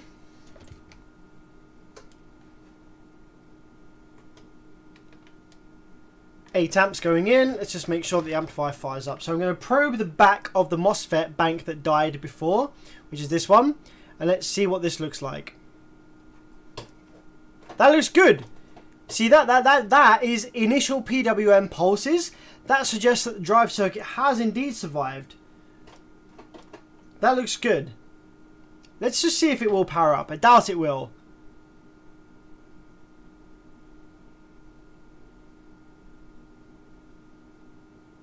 No, I don't think it's going to power up.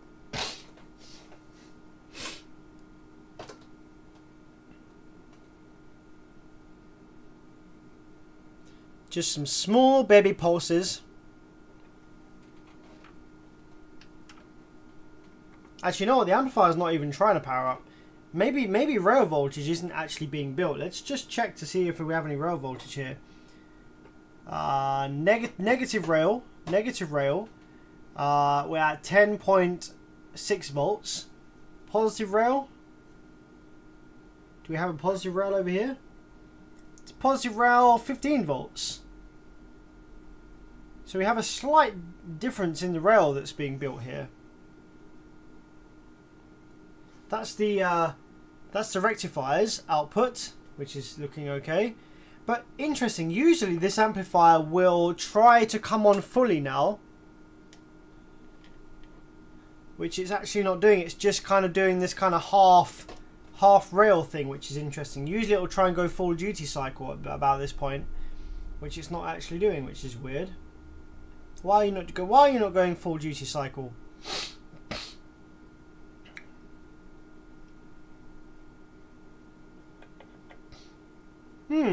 That's weird. Usually this amp would try to come on fully by now.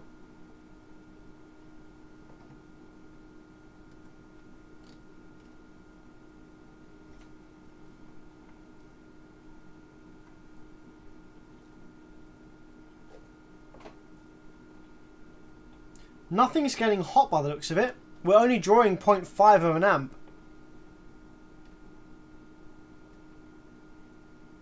No, it doesn't need audio signal.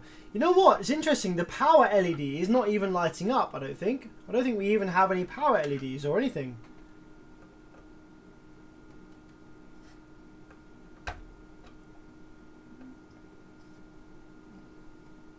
Oh, yeah, no, wait, yes we do. We have a flashing power LED, double flash. Bip bip bip bip bip bip. Bip bip bip bip. See that's the power LED trying to flash, but the LEDs are obviously dead. Okay.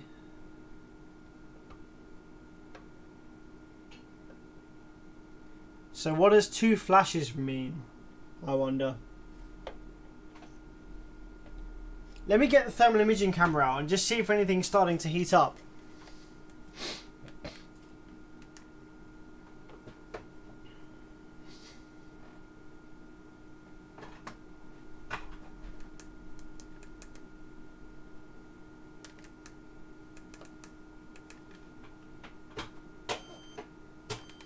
What the hell? That's some weird ass noise. Where did that come from?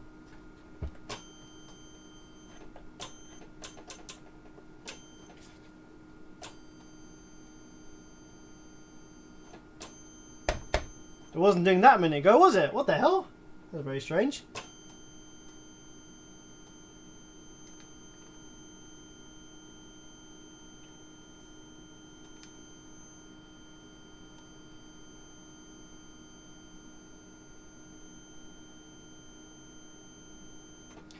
Something down here is getting quite hot. That's not power supply drive. What is that that's getting quite hot down there?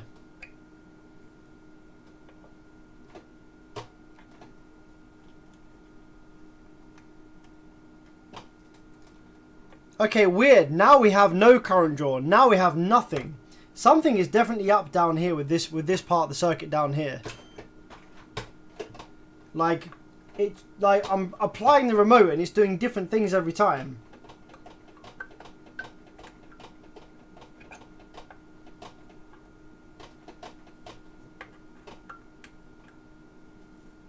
So now it's not doing anything.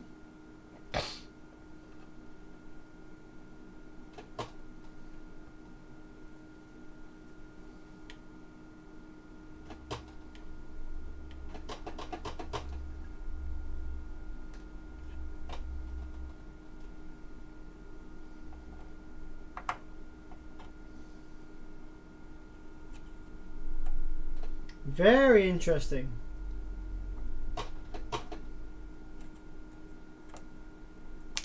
Whoa, okay. I think I found the issue. There's something funky going on down here by the terminals.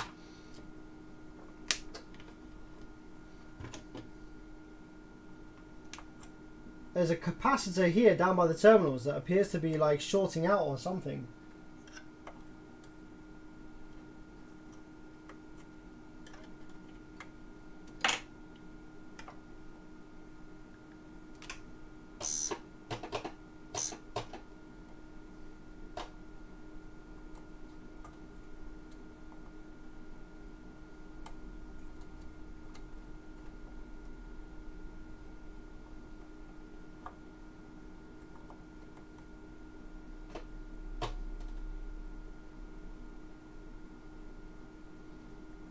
Yeah, you're hearing all kinds of funky noises down here, hey?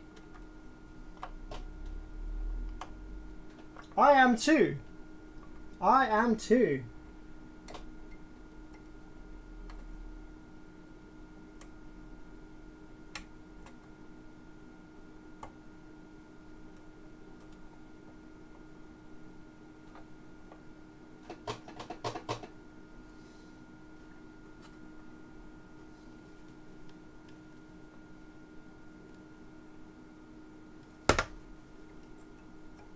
Very interesting.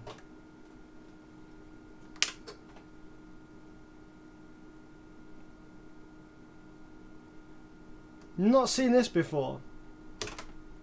So now it won't do anything. I've got the remote going in. Nothing's happening at all.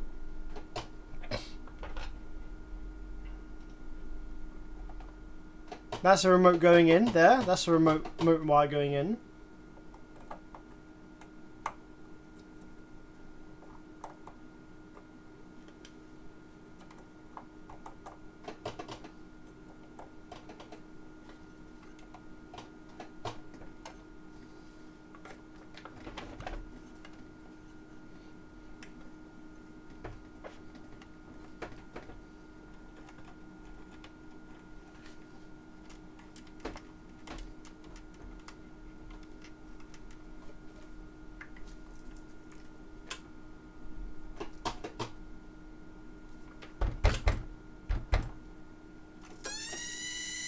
Whoa! What the fuck?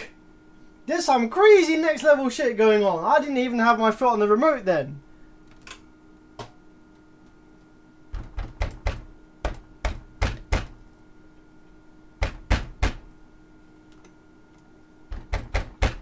I smacked the amp and it went beep! What the fuck? I haven't even got my foot on the remote while it's doing that. Okay, so there's obviously some kind of vibration damage issues. Gentlemen and ladies, we're going to have to take this amplifier fully apart, but that's going to be for another live stream. It's 12:30 midnight now. I am due for my bedtime. But I just want to do that again. I just want to see exactly what the fuck that is doing that.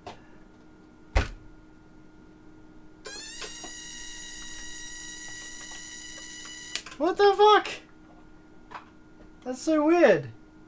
It's like you slap the board and it does that. And then it doesn't stop doing it when you remove the remote either.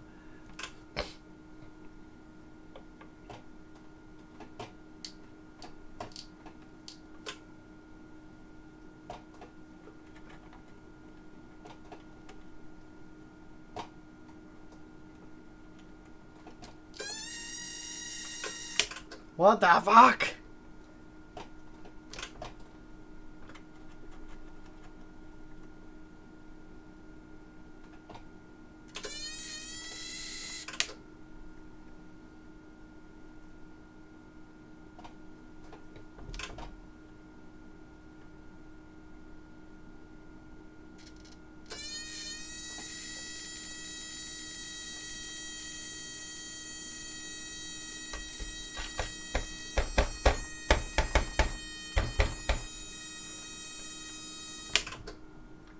Jesus Christ, what the fuck?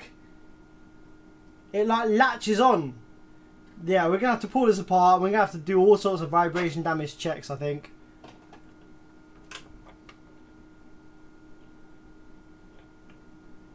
I think it's a transformer fault, maybe. Something funky going on with the transformer, maybe.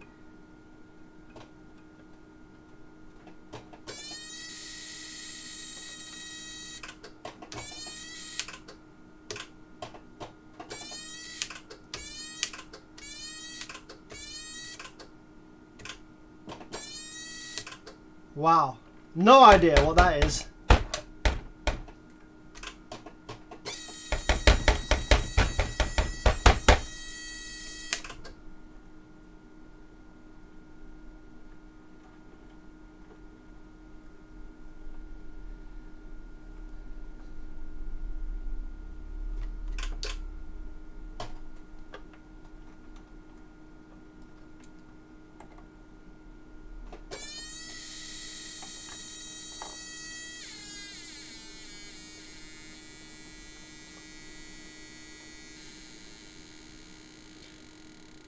I now have a frequency generator, guys. I have a frequency generator. Listen.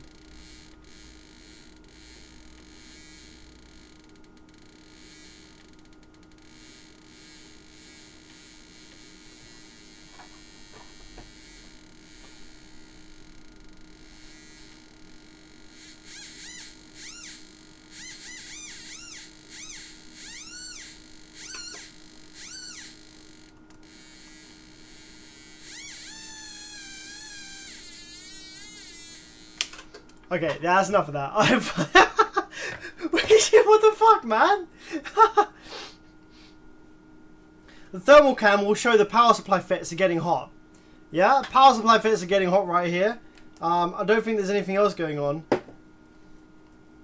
What we got? Power supply fits. Yeah, that's it. That's the only thing getting hot right here is power supply fits.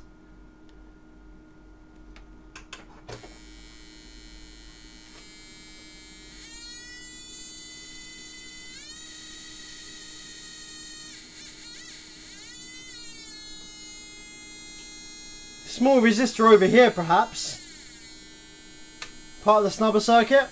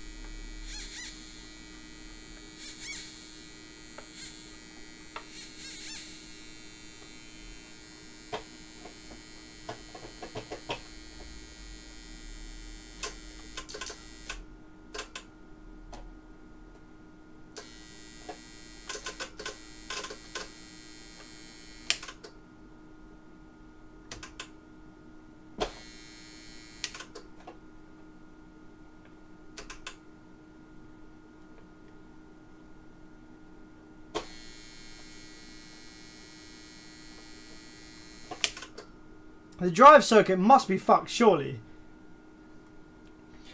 Let me remove the drive circuit resistors right real quick, and let me just see. Let me just see what it does without the drive circuit connected. Very interested to see what it does without the drive circuit connected. See if it does the same thing or not.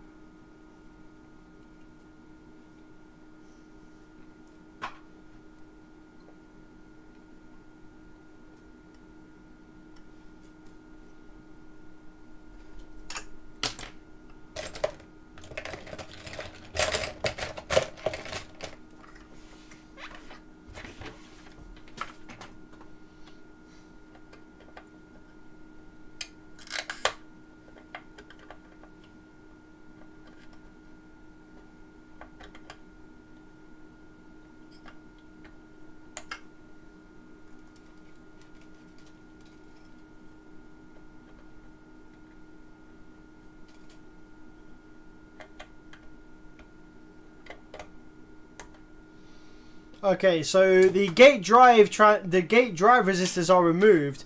So now I just want to see exactly what this amplifier does when I feed it with the signal, with the RC signal, with these removed. Oh, it draws excessive current still. Why is it drawing excessive current still? I don't have any gate. The pull down's gone.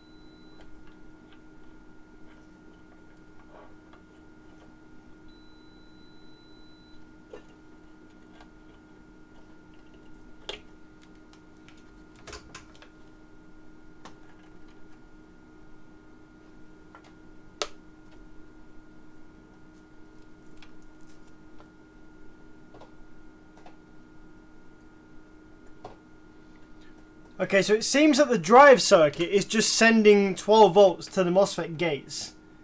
So I think the drive circuit is certainly fucked, because it's just sending 12 volts to the MOSFET gate.